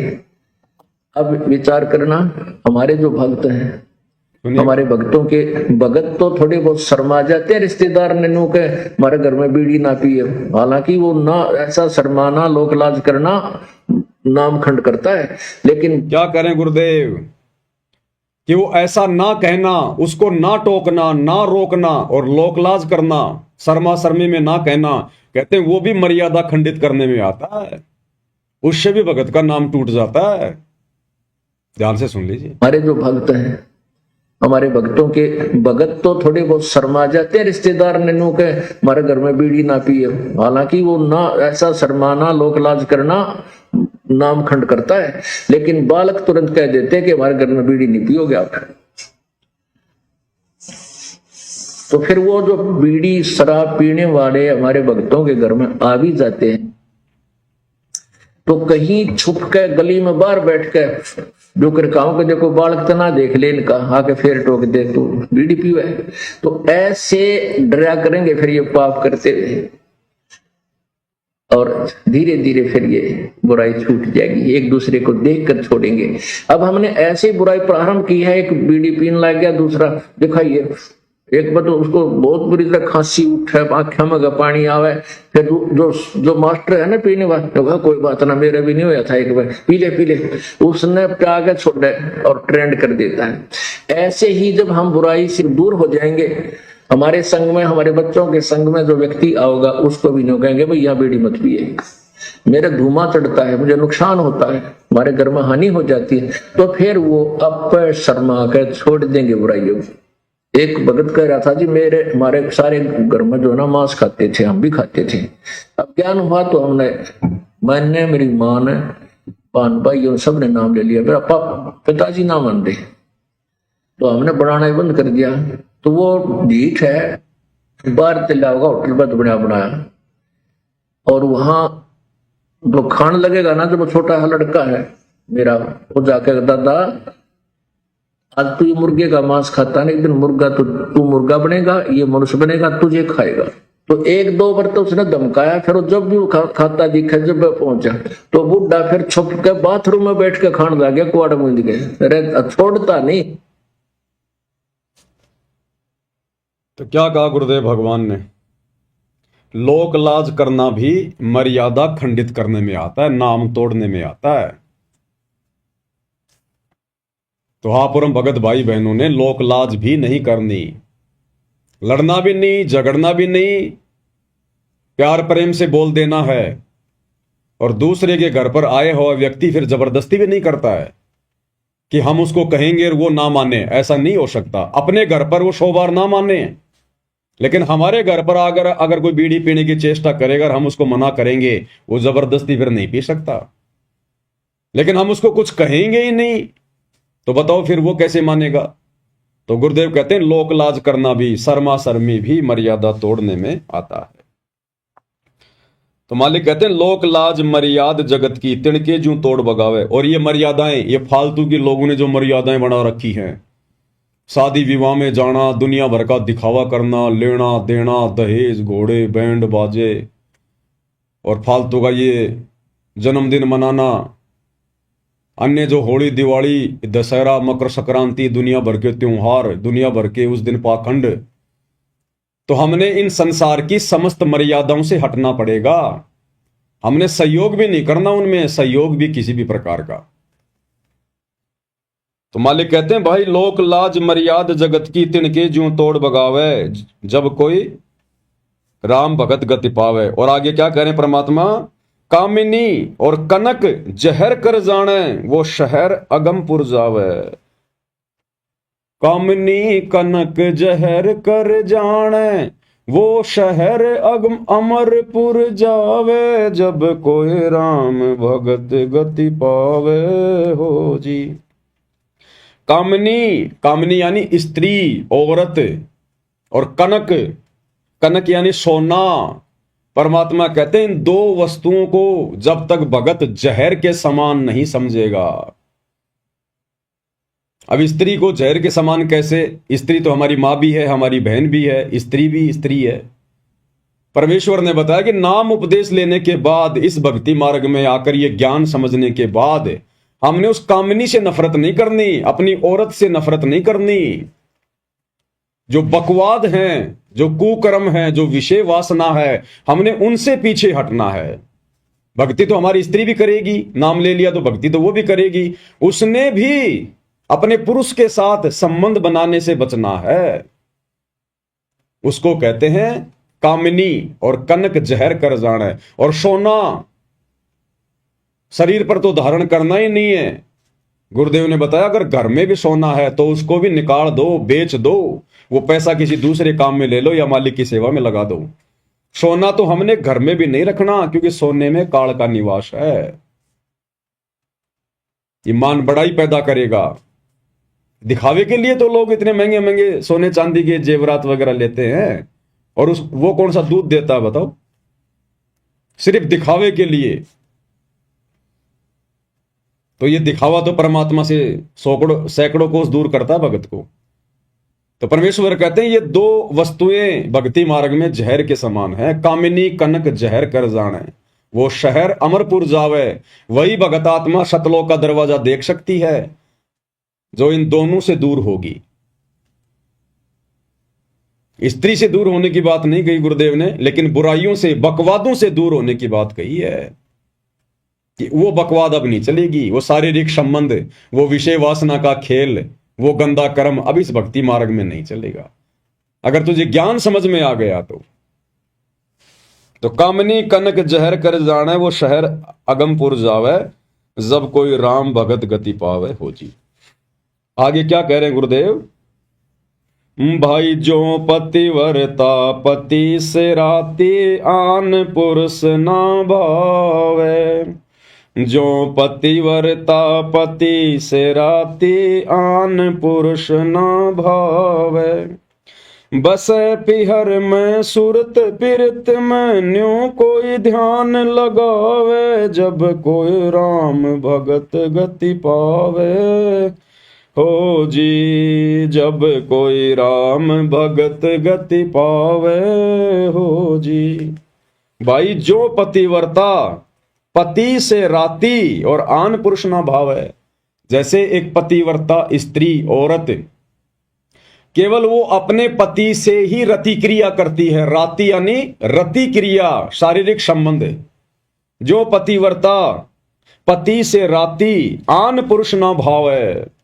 गैर पुरुष, गैर मर्द, चाहे कोई कितना सुंदर हो, कितना धनी हो, कितना पहलवान हो, चाहे कोई सोने का बना के क्यों ना खड़ा कर दिया जाए, कहते जो पतिव्रता स्त्री होती है, बहन बेटी होती है, वो उसकी तरफ उस पति वाले भाव से आंख उठाकर भी नहीं देखती, आंख उठाकर भी, तब वो अपने पति को प्यारी लगती है। तो इसी प्रकार इस सतभक्ति मार्ग में आने के बाद सबसे पहले तो हमें हमारा जो पति है, जो परमेश्वर है, इष्ट है, वो समझ में आना चाहिए। और जब समझ में आ गया कि हमारा गुरु ही स्वयं कबीर भगवान है, सो छल छिद्र करके आप और हम तक ये ज्ञान पहुंचा रहा है, काल के साथ आंख मिचोली खेलते हुए आज यहां पर लीला कर रहे हैं, तो उसके बाद हमने अपने गुरु के अलावा इष्ट रूप में किसी को भी जगह नहीं देनी है, सौपन में भी नहीं। चाहे कोई कितना सुंदर हो, कितना कुछ भी हो, कितना लोभ दे या प्रलोभन दे, कुछ भी करे, एकमात्र सतगुरु रामपाल जी परमेश्वर जी के अलावा सौपन में भी हमने किसी और का बखान नहीं करना, और की महिमा नहीं करनी, और का गुणगान नहीं करना। अब ये पतिव्रता वाला भाव भी केवल साध संगतियों में ही शुरू है। सतलोक आश्रमों से जुड़े हुए 90% भाई बहन अभी पतिव्रता पद पर नहीं हैं। उन्हें तो परिभाषा का नहीं पता कि पतिव्रता पद क्या होता है। वे अपने गुरु को अपना इष्ट नहीं मानते, अपना पति परमेश्वर नहीं मानते। आज भी वे अपना पति, अपना भगवान, अपना कबीर, उस दाढ़ी मूंछ वाली कागज की समझे जाने वाली कबीर जी की नकली फोटो को मान रहे हैं। और हर साल जून के महीने में उसका प्रकट दिवस मनाते हैं। अगर अपने गुरु को ही असली कबीर मान लिया होता, रियल कबीर मान लिया होता, यदि पतिव्रता पद पर आ गए होते, तो आत्मा सोचेगी भी नहीं उस दाढ़ी मूंछ वाली कबीर जी की फोटो को परमात्मा मानने की या उसका प्रकट दिवस मनाने की। जैसे हम सत्सेवक भाई बहनों ने उस दाढ़ी मूंछ वाली कबीर जी की समझे जाने वाली नकली मुर्दा बेजुबान फोटो को घर से बाहर निकाल दिया। ना हम अपने दरबार में रखते, ना लॉकेट में रखते, ना घर की दीवारों पर रखते, कहीं नहीं रखते। हम तो शौपन में भी वो चेहरा याद नहीं करते, अपने गुरु के अलावा, अपने इष्ट के अलावा। और इन आश्रमों में सतगुरु रामपाल जी को तो बहुत बाद में याद किया जाता है। उन्हें तो केवल एक मानुष मानकर छोड़ दिया, केवल अपना गुरु मानकर छोड़ दिया, एक संत श्रेणी में लेकर छोड़ दिया, और भगवान मान रहे हैं उस दाढ़ी मूंछ वाली फोटो को। 12वें पंथ की भक्ति कर रहे हैं, 12वें पंथ की व्यभिचारणी भक्ति, वैश्या भक्ति। वैश्या उस स्त्री को कहते हैं जिसके अनेक पति होते हैं। तो इसी प्रकार इन सतलोक आश्रमों से जुड़े हुए भाई बहन व्यभिचारणी भक्ति कर रहे हैं। इनका एक पति नहीं है। आप इनके घर पर जाकर देखिए, जहां पर इन्होंने अपना दरबार लगाया होता है, उस दरबार में आपको 5-5 पति मिलेंगे, 5-5 फोटोएं। महाभारत की द्रौपदी बनकर ये लोग भक्ति कर रहे हैं। एक कोने में आपको दाढ़ी मूंछ वाले कबीर जी मिलेंगे, एक कोने में आपको गरीबदास जी मिलेंगे, नीचे वाले कोने में आपको दादा गुरु जी मिलेंगे, इधर वाले कोने में आपको पंडित चिदानंद जी मिलेंगे, और बीच में चौकी पर सतगुरु रामपाल जी बैठे हुए हैं। और उस फोटो को अपने दरबार में रखते हैं, उसके आगे ज्योत जलाते हैं, दंडवत करते हैं। अरे कितनों को दंडवत करोगे, कितनों को अपना इष्ट मानोगे? इसको कहते हैं व्यभिचारणी भक्ति। असल में जब आत्माओं को यह ज्ञान हो जाएगा तो दाढ़ी मूंछ वाली कबीर जी की समझे जाने वाली फोटो को ना तो अपने घर पे रखेगा, ना दरबार में रखेगा, ना उसका कबीर प्रकट दिवस मनाएगा। गरीबदास जी का भी बोध दिवस नहीं मनाएगी वो आत्मा, जिस आत्मा को यह तत्व ज्ञान हो जाएगा। और ना गरीबदास जी की फोटो को अपने घर पे रखेगा। हमने केवल गरीबदास जी की वाणियों से मतलब है, गरीबदास जी के ग्रंथ से मतलब है। अब वाणियां तो गुरुदेव हमारे को आदरणीय नानक जी की भी सुनाते हैं, तो क्या नानक जी की फोटो भी हम अपने दरबार में रखने लग जाएं? गुरु ग्रंथ साहिब को भी गुरुदेव भगवान हमें दिखाते हैं, पढ़ाते हैं, तो क्या नानक जी की फोटो घर पर रखने लग जाएं? या नानक जी का कोई जन्मदिन या कोई बोध दिवस मनाने लग जाएं क्या? वाणियां तो गुरुदेव हमारे को दादू जी की भी सुनाते हैं, तो क्या दादू जी की फोटो बनवा कर अपने दरबार में रखें? दादू जी का बोध दिवस मनाएंगे हम? हमने केवल उन महापुरुषों की वाणियों से मतलब है, उनकी शकल सूरत से मतलब नहीं है, उनके जन्मदिन या बोध दिवस से हमें कोई मतलब नहीं है। और यदि हम गरीबदास जी का बोध दिवस मनाते हैं, इसका मतलब अभी हमें ज्ञान नहीं है, अभी हम पतिव्रता पद पर नहीं है, अभी हम वैश्या भक्ति कर रहे हैं। एक सत्संग में गुरुदेव भगवान ने आदरणीय गरीबदास जी की फोटो को भी कचरे में डालने की बात कही है, कूड़े करकट में डालने की बात है। जिन गरीबदास जी को आप जी इन आश्रमों में बोध दिवस मना रहे हो, अपने पति के समान मान रहे हो, क्या कहा गुरुदेव भगवान ने? एक सत्संग में बताया गुरुदेव जी ने,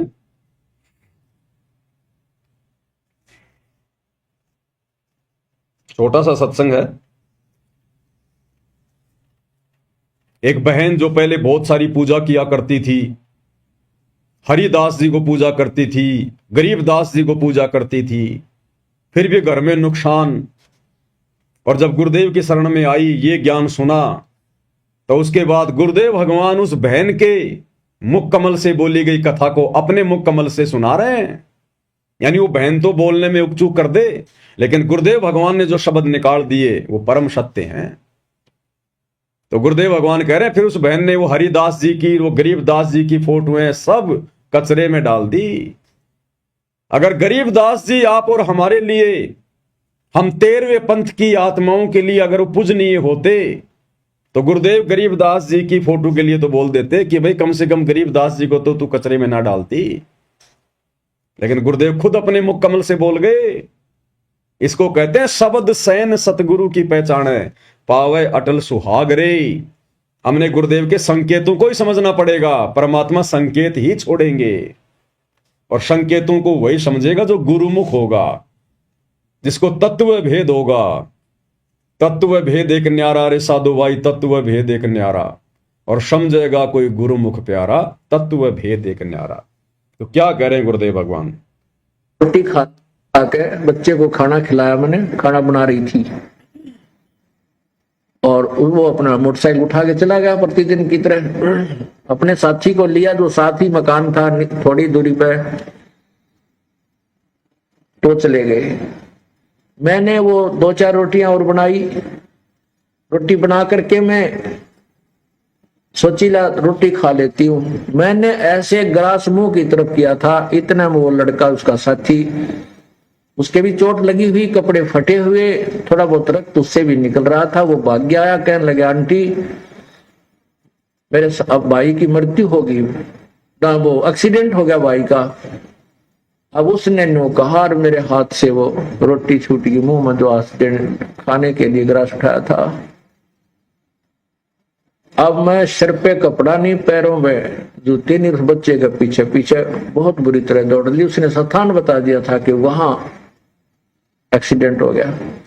वहां गई तो वहां मोटरसाइकिल बुरी तरह टूटी हुई पड़ी थी, बच्चा नहीं था। पता चला कि वो किसी हॉस्पिटल, नजदीक ही एक अस्पताल था सरकारी, वहां लेकर गए हैं। वहां जाकर पता चला कि वो, जाते ही पता लग गया कि उसकी मृत्यु हो चुकी है। कहते मैंने द्वार, उस हॉस्पिटल की द्वार का टक्कर मारी, मेरा सिर फट गया, बेहोश हो गई, 7 टांके आए मेरे सिर में। उसके बाद रो रो का बुरा हाल हो गया। और जितनी भी पूजाएं मैं किया करती थी, ठाक है मैंने कुर्डिया में फेंक दियो, देवताओं की मूर्ति मारती, और वो पितरों की जितने भी पूजाएं मैं करती थी, क्योंकि मैं ढेर सारी पूजाएं करती थी। मैंने कोई स्थान नहीं छोड़ा, जिसने भी जो बता दिया कि वहां भी जाइए, वहां भी जाइए, है सारे सब पूजाएं मैं करती थी। देवी देवताओं की, ब्रह्मा विष्णु जी की, शिव जी की, हनुमान जी की, संतोषी माता की, शेराणी माता की, बाबा श्याम जी की, यानी जो भी, हरिदास जी की, गरीबदास जी की, यानी जहां भी जिसने मुझे नियर, हरिदास जी की, गरीबदास जी की, हनुमान जी की, सबकी फोटोएं उतार के उसने कहां डाल दी? कचरे में डाल दी, डस्टबिन में डाल दी। अगर गरीबदास जी आप और हमारे लिए यदि पूजनीय होते, यदि गरीबदास जी की पूजा करनी होती, उनकी फोटो दरबार में रखनी होती, यदि उनका बोध दिवस मनाना होता, तो गुरुदेव भगवान यहां ये संकेत ना करते। गरीबदास जी की, हरिदास जी की, सबकी फोटो उसने कहा डाली? कचरे में। तो बताओ भाई और बहनों, आप और हम क्या पूज रहे हैं फिर वर्तमान में? फिर आप और हम किस गरीबदास जी का बोध दिवस मना रहे हैं? क्यों मना रहे हैं? जब तक ज्ञान नहीं, इसलिए मना रहे हैं। ये सत्संगों में परमात्मा ने सारे भेद दे रखे, सारे भेद। खुल के नहीं कहेगा परमात्मा कि बस एक मेरी पूजा करो, बाकी सबको छोड़ दो। और वाणी में कह दिया कि एक के सादे सब सदे, सब सादे सब जाए, और माली सींचे मूल को फले फूले अगाए। और स्पष्ट कर दिया, गुरु समान नहीं दाता रे जग में, गुरु समान नहीं दाता। अब इससे ज्यादा और क्या कहेंगे? हम जानवर नहीं है जो खुल के बताएंगे, नाक में नात डाल के समझाएंगे। ये तत्व ज्ञान इसीलिए दिया है, और मनुष्य जन्म इसीलिए दिया है, ताकि हम संकेतों को समझ जाएं। तो क्या कह रहे हैं गुरुदेव? हरिदास और गरीबदास जी की फोटो भी उस बहन ने कहां डाली? कचरे में। इसी प्रकार वो दाढ़ी मूछ वाली, वो कबीर जी की समझे जाने वाली नकली फोटो, इन सब का स्थान कहां है? वो कचरा। दास ने आज से 2-3 साल पहले कहा था, जब हिसार जेल से ये पूज्य गुरुदेव भगवान के नाम से ऑडियो वीडियो आनी शुरू हुई थी, तो दास ने कहा था कि इन वीडियो पर कुत्ते पेशाब करते हैं, कुत्ते। तो एक भाई था जयपुर का, बड़ा आग बबूला हो गया, जैसे सारा ज्ञान उसी को समझ में आ गया हो, और उस बात को लेके वो 10-20 सत्सेवकों को तोड़ के ले गए अपने साथ मैनेजमेंट में, कि ये तो गुरु जी की फोटो के ऊपर कहता कि कुत्ते मूतते हैं। अरे भैया, कलयुग की पिछली पीढ़ी है, एआई का जमाना है। दास 1-2 दिन में वीडियो बना के समझाएगा किस प्रकार से वर्तमान में हिसार जेल से ये जितने भी जो फर्जी आदेश आ रहे हैं, ये सब गुरु जी के एआई वीडियो बनाए जा रहे हैं। AI आवाज आ रही है, कोई सत्यता नहीं है। बचाव का एक ही तरीका है, केवल गुरुदेव के ज्ञान को आधार बनाकर भक्ति की जाए। इन ऑडियो वीडियो के चक्कर में नहीं गुरुजी लाइव आ रहे हैं, जेल से लाइव आ रहे हैं, आ रहे हैं नहीं आ रहे हैं, हमारे लिए वर्तमान में कोई औचित्य नहीं है सिवाय उनके सत्संगों के अलावा। तो गरीबदास जी की फोटो को गुरुजी कह रहे कचरे में, और ये बात यदि मैं बोल देता तो पता नहीं क्या फिर ये लोग बवाल उठा देते। लेकिन यहां तुम्हारा बाप सतगुरु रामपाल जी भगवान साथ साथ में प्रमाण देते हैं। ये दास अगर कुछ बोल भी जाता है ना, तो परमात्मा 2-3 महीने बाद में अपने सत्संग में उसका प्रमाण दे देते हैं कि ये नहीं बोलता, इसको मैंने बुलवाया था। तो क्या कह रहे हैं परमात्मा?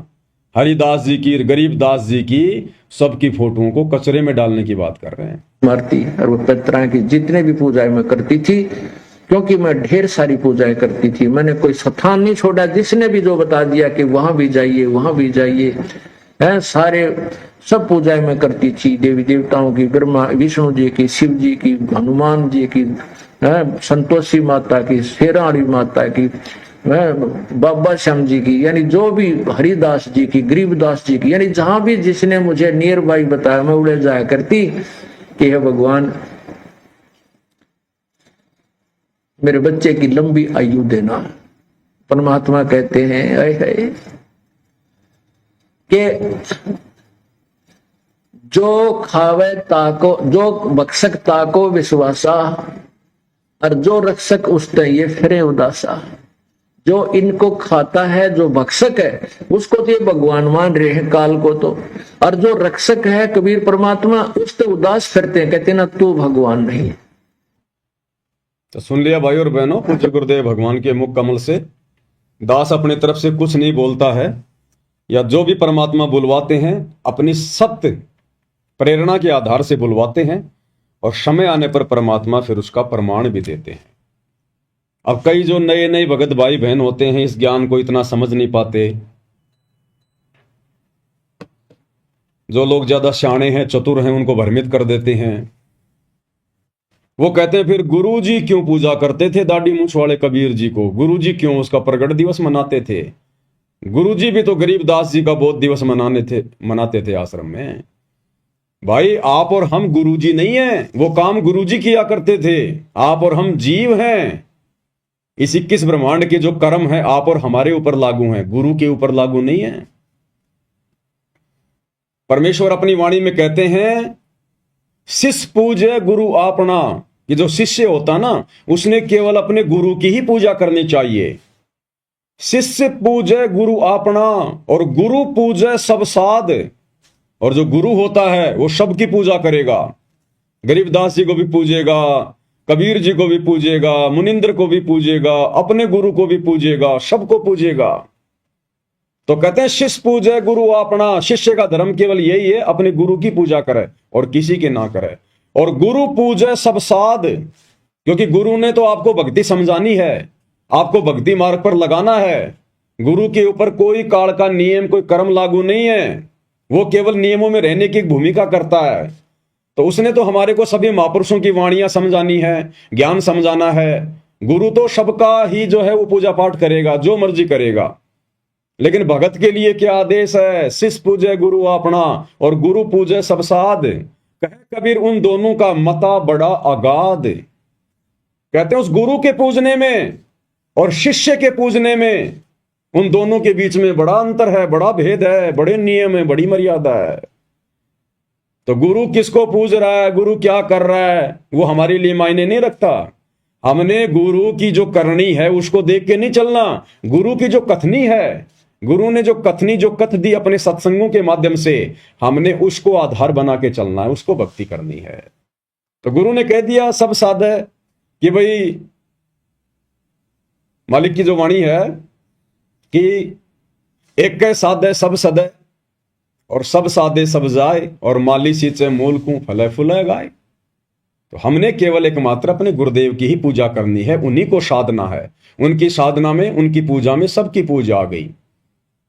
अगर हम पेड़ की, अगर हम जड़ की पूजा करेंगे, जड़ में अगर हम खाद डालेंगे, पानी डालेंगे, तो वो खुराक पूरे पेड़ को जाएगी।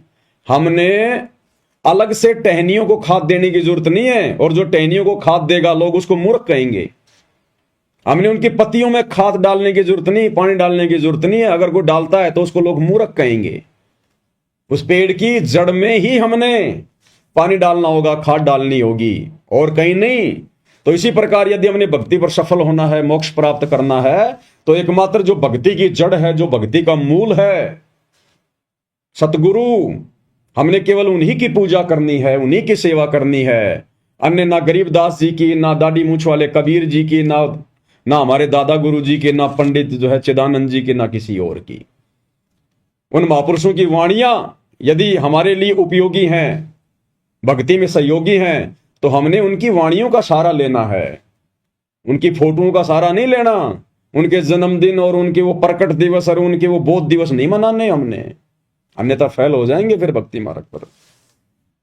तो परमेश्वर कहते हैं, जो पतिव्रता पति से राती, आन पुरुष ना भावे। हमने भी उसी पतिव्रता स्त्री की तरह भक्ति मार्ग पर पतिव्रता आत्मा का रोल निभाना है। अपने गुरु के अलावा हमने शौपन में भी किसी और अन्य देव या महापुरुष या साधु संत की तरफ आंख उठा के भी नहीं देखना।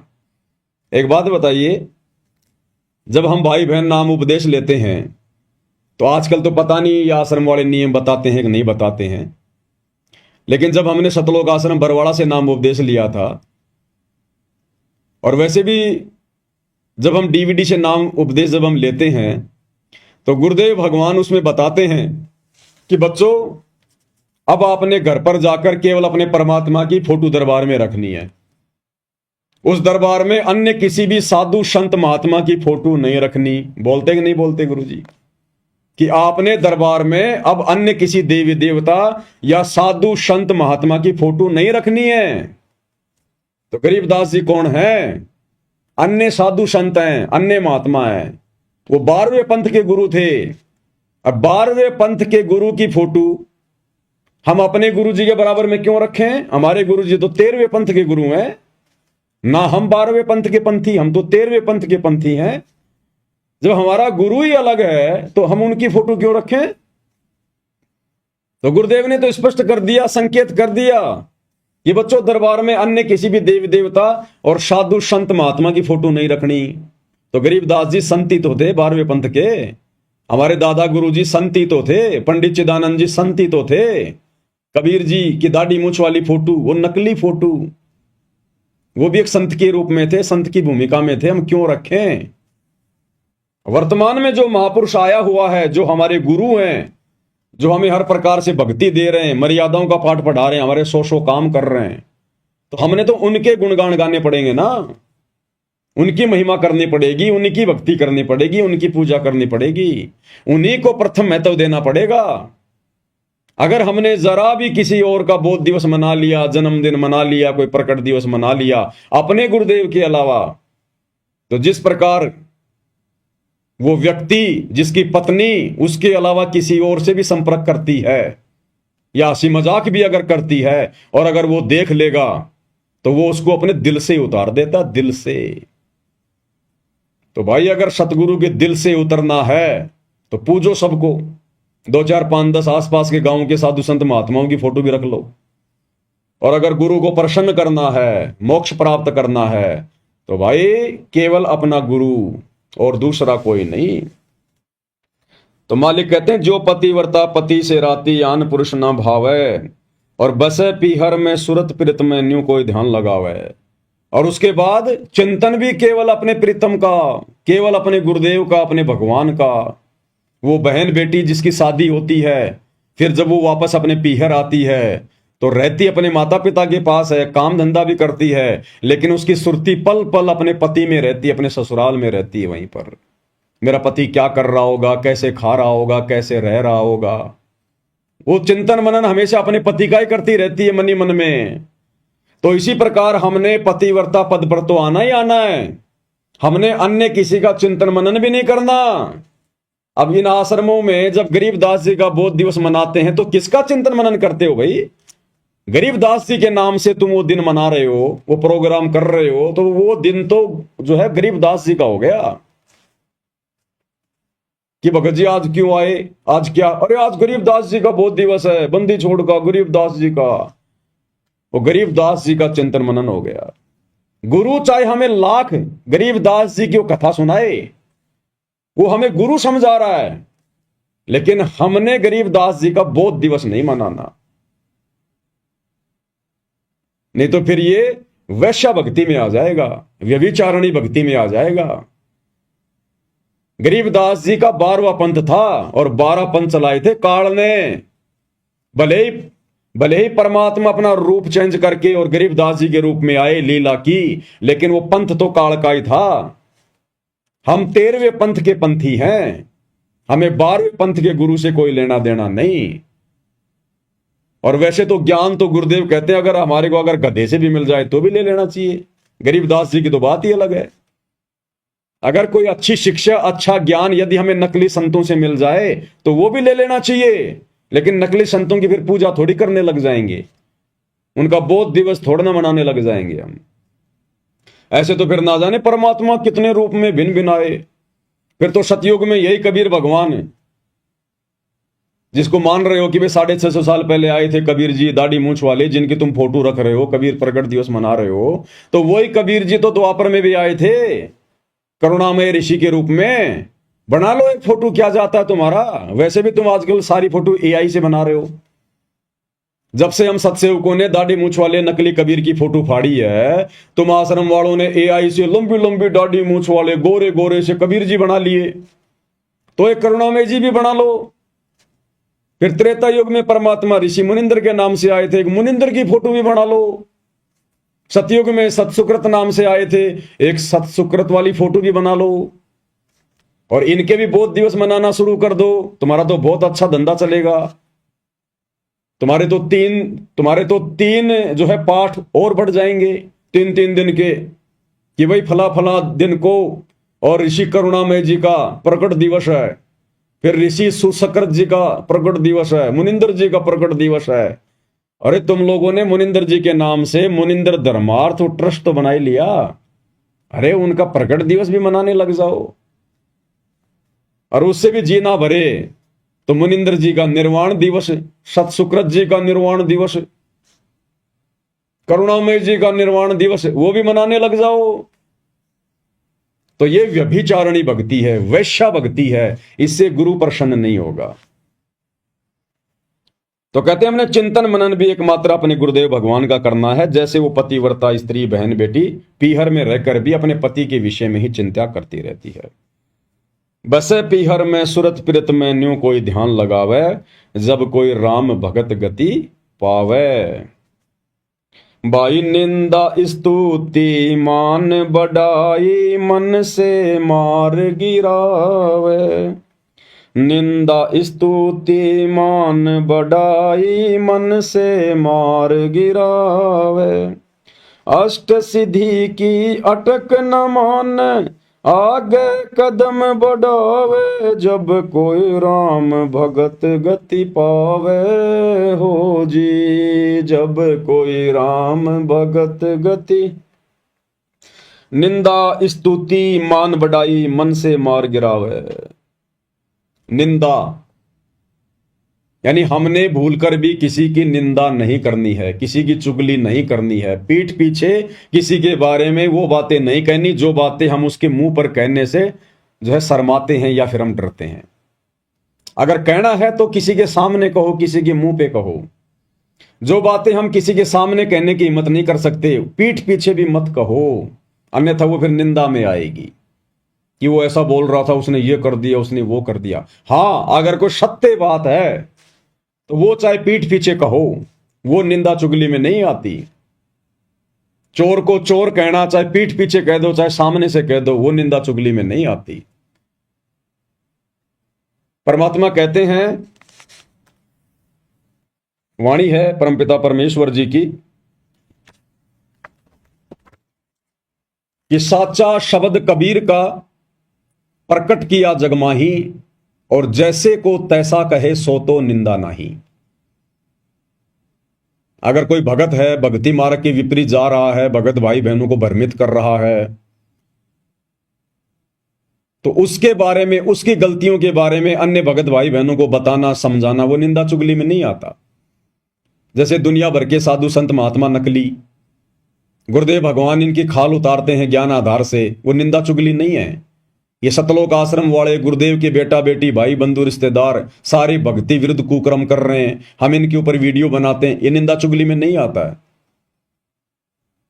निंदा चुगली वो है जब आप किसी से राग द्वेष ईर्ष्या करके, आप किसी से जलन करके और व्यर्थ में उसके खिलाफ भोगते हो, तो वो भगत ने नहीं करना चाहिए। उससे भगत का भी अंतःकरण जो है मैला होगा और भक्ति का भी नाश होगा।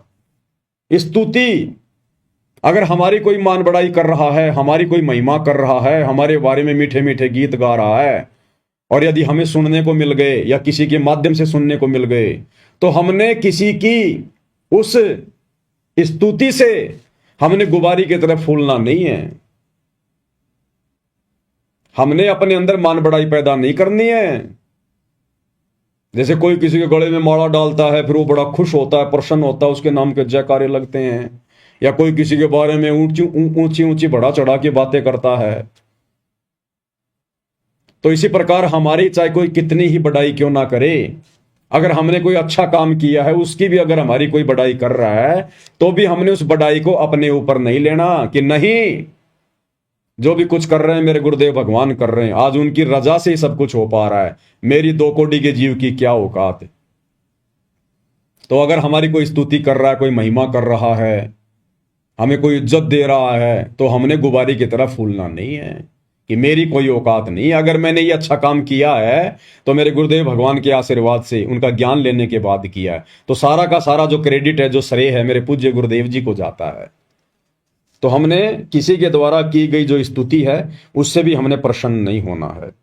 निंदा स्तुति मान बढ़ाई, मान बढ़ाई, हमने मान बढ़ाई में नहीं आना बिल्कुल भी, अहंकार में नहीं आना बिल्कुल भी। हमने ऊपर मुंह करके नहीं चलना, अपने अंदर अहंकार भाव पैदा नहीं करना। 2 कोटि के जीव हैं, हमारी औकात क्या है गुरुदेव ने सृष्टि रचना सुनाकर बता दी। तो हमने अपनी औकात में रहना है। मन से मार गिरावे, यानी हमने इनके निकट भी नहीं जाना है। कोई हमारे बारे में चाहे अच्छे गीत गाए, चाहे कोई बुरे गीत गाए, वो अच्छे बुरे गाने वाला जाने। हमने तो सहज भाव में, आधीन भाव में, दास भाव में रहना है। अष्ट सिद्धि की अटक न माने, आगे कदम बढ़ावे। अष्ट सिद्धि और 9 निधि। अष्ट सिद्धि यानी चाहे कितनी कोई सिद्धियां, चाहे हमारे अंदर चाहे कोई वचन सिद्धि, कोई शब्द सिद्धि क्यों ना आ जाए, पहली बात तो हमने उनका प्रयोग हमने करना ही नहीं है। हमने तो जो मर्यादा गुरुदेव ने बता दी, जो नियम बता दिए, उस आधार से अपनी भक्ति करनी है। हमने बिल्कुल भी ना कोई इच्छा करनी है, चाहे परमात्मा हमारे ऊपर कितना ही धन क्यों ना बरसा दे, हमने कोई अहंकार भाव में नहीं आना है। बिल्कुल सिंपल तरीके से हम एक भगत हैं, बस एक जीव हैं, और हमारा एक ही टारगेट है, यहां से छुटकारा प्राप्त करना, अपना आत्म कल्याण करवाना। तो चाहे अष्ट सिद्धि आओ, चाहे 9 निधि आओ, चाहे परमात्मा धन बरसाए, चाहे गरीबी में रखे, चाहे हमारी कोई बढ़ाई करे, चाहे बेइज्जती करे, चाहे कोई निंदा करे, हमने हर प्रकार से जीवित मरने वाली रिहर्सल करनी है। जीवित मरने वाली। जब आदमी मर जाता है तो मरने के बाद कोई रो रहा है, कोई उसके अच्छे कर्मों की उसकी बढ़ाई कर रहा है कि बड़ा अच्छा आदमी था, इतने अच्छे अच्छे काम किए इसने। कोई रो रहा है कि हाय मेरा बेटा मर गया, मेरा बाप मर गया। साइड में 2-4 कोई मेरे जैसे कोई गालियां भी निकालते रहते हैं कि अच्छा हुआ मर गया, निकम्मा आदमी, एक धेले का नहीं था। तो वो मरने वाला कोई प्रतिक्रिया नहीं देता है, चाहे कोई उसके अच्छी गीत गाओ, चाहे बुरे गीत गाओ, वो तो मुंह फाड़ के पड़ा है। तो इसी प्रकार परमेश्वर कहते हैं जीवित मरना वही है, यो गुरु ज्ञान विज्ञान वाणी, जीवित ही जग में मरो। कि वास्तव में तत्व ज्ञान को समझना और अपने गुरुदेव के वचनों पर चलना, उनकी वाणियों पर चलना, असल में यही है कि तुम जीवित मर जाओ। और जिस दिन भगत ने अपने आप को जीवित मरना समझ लिया, जीवित मरा हुआ मान लिया, समझ लिया, उस दिन परमात्मा फिर हमारे ऊपर रजा करेंगे, दया करेंगे। फिर एक कथा बताई गुरुदेव भगवान ने कि जीवित मरने पर ही कैसे मुक्ति मिलेगी, मोक्ष मिलेगा, उसके बिना नहीं मिलेगा। चाहे हम कितना ही कुछ शाणे बन जाएं, हम भक्ति मार्ग में शाणपत तो चलती नहीं है, चतुराई तो चलती नहीं भक्ति मार्ग में। या तो भोला बन के, दास बन के, अधीन बन के, पागल सा बन के, मूर्ख सा बन के, तब हम यहां से मोक्ष प्राप्त कर सकते हैं। तो गुरुदेव ने बताया कि एक सेठ जी था, एक तोता पकड़ के ले आया, पिंजरे में डाल दिया, और काफी दिन हो गया। अब तोता भी काफी प्रयास कर रहा था, लेकिन पिंजरा तोता कैसे तोड़े। अब सेठ जी था सत्संगी आदमी, अब तोते ने दिमाग लगाया, तो जब सेठ सह परिवार सत्संग सुनने जाने लगा, तो तोते ने कहा कि सेठ जी एक प्रार्थना है, बता भाई। गुरुदेव से मेरी अर्ज करना, मेरी प्रार्थना करना कि गुरुदेव ऐसे ऐसे मेरे घर पर एक तोता है और उसने ये पूछा है कि मेरी मुक्ति कैसे होगी। तो बोला ये तो कोई बड़ी बात नहीं, मैं पूछ दूंगा गुरुजी से। चले गए, सत्संग सुना। आते समय सेठ जी को ध्यान आया कि तोते राम ने प्रार्थना की थी। गुरुदेव के पास गया, सारी बात बताई। अब जब वो तोते वाली बात बता रहा था सेठ जी अपने गुरुजी से, उसी समय गुरुजी एकदम चक्कर खा के गिर गए, बेहोश हो गए।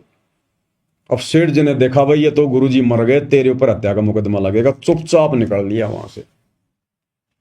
घर पे आया, तोते ने पूछा सेठ जी मेरी प्रार्थना लगाई गुरुदेव से। सेठ ने कहा निकम्मे, काहे की तेरी प्रार्थना, मरवा देता तू मेरे को। क्या हुआ? बोला जब मैंने तेरी प्रार्थना गुरुजी से लगाई ना कि गुरुजी हमारे घर ऐसे ऐसे तोता है और पिंजरे में रहता है, और उसने कहा कि गुरुजी से प्रार्थना करना कि मेरी मुक्ति कैसे हो, इस पिंजरे से मेरी मुक्ति कैसे हो। तो नालायक उसी समय गुरुजी तो चक्कर खा के गिर गए, नीचे बेहोश हो गए। मैं तो आ गया, शुक्र मना किसी ने देखा नहीं तो हत्या का मुकदमा मेरे ऊपर लग जाता। अब उस संदेश को, गुरुजी के संकेत को वो सेठ नहीं समझ पाया, लेकिन तोता समझ गया। तोता समझ गया कि अगर इस पिंजरे से मुक्ति प्राप्त करनी है तो क्या करना होगा। रात हुई, सबने खाना वाना खा गए, सो गए। सुबह सेठ जी उठे, गए उस कमरे में तो देखा कि तोता तो पिंजरे में गर्दन डाल के नीचे पड़ा हुआ है। सेठ जी ने हिला हिला के देखा डंडे से पिंजरे में, तोता कोई प्रतिक्रिया नहीं दे रहा। सेठ जी ने ताली वाली बजाई, तोता कोई प्रतिक्रिया नहीं दे रहा। तो सेठ जी ने सोचा कि हिला रहा हूं, हिल नहीं रहा, ताली बजा रहा हूं, कुछ प्रतिक्रिया नहीं दे रहा, मर गया। और वैसे भी आजकल सेठ जी ने सोचा कि आजकल ये पक्षियों के अंदर रोग आ रहा है, कहीं ऐसा ना हो कि घर में और बैक्टीरिया फैल जाएं। जल्दी से उसने वो पिंजरा खोला और तोते को बाहर निकाला, और जैसे ही पिंजरा खोल के तोते को बाहर निकाला, तोताराम फर से उड़ गया, क्योंकि तोते ने गुरु का संकेत समझ लिया कि बेटा अगर तुझे उस पिंजरे से मुक्ति प्राप्त करनी है, इस काल के 21 ब्रह्मांड रूपी पिंजरे से अगर तूने मुक्ति प्राप्त करनी है, तो बेटा तूने जीवित मरना पड़ेगा। और वो तोता जीवित मरने की एक्टिंग करने लगा, तो उसके मालिक ने देख लिया कि ये तो मर गया, अब मेरे किसी काम का नहीं है, कोई बीमारी फैलाएगा, उसको पिंजरे से बाहर कर दिया। तो इसी प्रकार जब हम जीवित मर जाएंगे, संसार से उल्टा हट जाएंगे, ना कोई नाचना, ना गाना, ना बजाना, ना कोई ब्याह शादी, ना कोई डीजे, ना भात, ना छूचक, ना लेन, ना देन, ना ब्याह शादियों में कोई आडंबर, ना कोई राजनीति, ना कोई पाखंड, ना कोई समाज के साथ में यारी दोस्ती रिश्तेदारी, सादा खाना, सादा रहना, ना कोई चटपटा आहार करना, ना मन में कोई इच्छा, कोई डिमांड, ना कोई कार कोठी की इच्छा, ना कोई बड़ी नौकरी की इच्छा, ना बच्चों को MBBS बनाने की इच्छा, ना ऊंची ऊंची कॉलेजों में कोई पढ़ाने की इच्छा, ना कोई फार्म हाउस लेने की, ना कोई जमीन लेने की, ना कोई प्लॉट खरीदने की, ना कोई बिल्डिंग पे कोई बिल्डिंग बनाने की कोई इच्छा नहीं कि जो राख्यूं तो ही रहूं, जो देवो सो खाऊं, और खाने जाद खरीद हूं गुलाम तुम्हारा। जब इस भाव में आ जाएंगे हम, जीवित ही मरने की रिहर्सल में आ जाएंगे, तो भला फिर हम इस काल के किस काम के। भाई हमारे सूक्ष्म शरीर में फिर काल के लिए खुराक तैयार होगी नहीं। खुराक तैयार जब होगी जब हम संसार वाले सारे काम करेंगे, चटपटा खाएंगे, बाहर का खाएंगे, विषय वासनाओं में हम पड़े रहेंगे। हम काल के मतलब के तब हैं जब हम यहां पर सारे उल्टे काम करेंगे, तभी तो हमारे सूक्ष्म शरीर में वासना जमा होगी। और जब हम जीवित ही मर गए, अपने गुरुजी के वचन पर रुक गए, काल के लिए सूक्ष्म शरीर में कोई वासना जमा हो ही नहीं रही, कोई खाना खुराक जमा हो ही नहीं रही, तो काल फिर क्या करेगा? काल छोड़ देगा कि ये मेरे काम का नहीं है, ये मर गया, बेकार आदमी है। और उस बेकार को ही फिर गुरु पकड़ेगा कि अब ये मेरे काम का है। जिसको काल ने बेकार समझ के छोड़ दिया वो सतगुरु के मतलब का होता है। काल को चाहिए विकारी और सतगुरु को चाहिए निर्विकारी। तो काल हमें कब छोड़ेगा? जब हम निर्विकारी हो जाएंगे। तो काल हमारे को निर्विकारी समझकर कि मेरे को तो विकारी अंश चाहिए, मैं क्या करूंगा, इसका ही किसी काम का नहीं। अरे जिस मक्का के सारे दाने निकाल लिए गए हो उस मक्का को कोई सेकता है क्या? उस मक्का को कोई आग में कोई पकाता है क्या? तो जब हम जीवित मर जाएंगे, सारे विकार हमारे समाप्त हो जाएंगे, तो काल हमें तपतशिला पर भून कर क्या निकालेगा?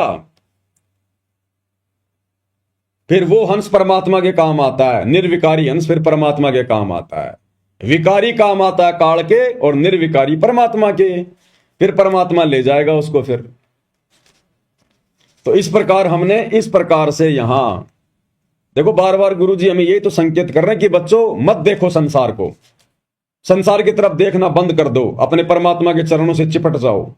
तो क्या संकेत है ये कि जीवित मर लो। ये बकवादे करते तो असंख्य जन्म हो गए, तुमने क्या प्राप्त किया तुम्हें याद भी नहीं है। तो कितनी बार राजा बन लिया पूरे देश का, है? जहां तू हाथ रख दे वही जमीन वो तेरी हो जाती थी। आज तू 100 गज के प्लाट के लिए मारामारी करता फिर रहा है। तो गुरुदेव ज्ञान देकर ये तो समझाते हैं कि जीवित मर ले रे मनवा। तो गुरुदेव कह रहे निंदा स्तुति मान बढ़ाई, मन से मार गिरावे, अष्ट सिद्धि की अटक न माने, आगे कदम बढ़ावे। जब कोई राम भगत गति पावे, हो जी। आशा नदी उलट के डाट, आडा बांध लगावे। आशा नदी उलट के डाट, आडा बांध लगावे।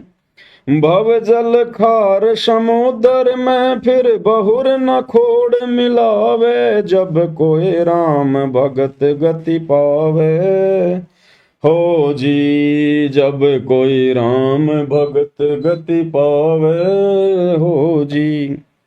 आशा नदी उलट के डाटे, ये मन में उठने वाली इच्छाएं, आशाएं, ये कर लूं वो कर लूं, बेटा पढ़ा दूं, नौकरी लगा लूं, कोठी बना लूं, एक प्लॉट ले लूं, ये तरह तरह की जो मन में उठने वाली इच्छाएं, परमात्मा कहते हैं इनको रोके, उलट के डाटे। परमात्मा के ज्ञान आधार से इन पे रोक लगावे और आडा बांध लगावे। इस तत्व ज्ञान का आडा बांध लगावे। जैसे नदी के बीच में बांध बना दिया जाता है तो पानी वहीं रुक जाता है। तो परमात्मा कहते हैं जो मन की इच्छाएं, जो आशाएं हैं, जो ये तृष्णाएं हैं, इस तत्व ज्ञान से बांध लगा ले। बांध यानी मोटी दीवार लगा दे कि नहीं अपने किसी काम की नहीं। यहां पर ये काल का सुख झूठा, यहां का लोक झूठा, ये नश्वर, कब मर जाए कोई भरोसा नहीं। असंख्य जन्म हो गए यहां। तो गुरुदेव के ज्ञान को आधार बनाकर हमने मन में उठने वाली उन इच्छाओं का दमन करना है। आशा नदी उलट के डाटे, आडा बांध लगावे। और भवजल खार समुद्र में, फिर भौर ना खोड़ मिलावे। जब हम इतने दृढ़ हो जाएंगे, इस प्रकार से ज्ञान को आधार बनाकर अपने मन को रोक लेंगे, तो परमात्मा कहते हैं फिर इस भवजल में, भवजल खार, इस खारे समुद्र में फिर वापस हमारे को नहीं आना पड़ेगा। जन्म और मरण का चक्कर हमारा समाप्त हो जाएगा। भौर ना खोड़ मिलावे, खोड़ यानी बार बार हमारे को फिर ये जन्म धारण नहीं करने पड़ेंगे। यहां पर फिर हम सतलोक चले जाएंगे। फिर इस भवजल में, इस खारे समुद्र में गोते नहीं मारेंगे। गगन महल गोविंद गुमानी, पलक माही पहुँचावे। गगन महल गोविंद गुमानी, पलक माही पहुँचावे।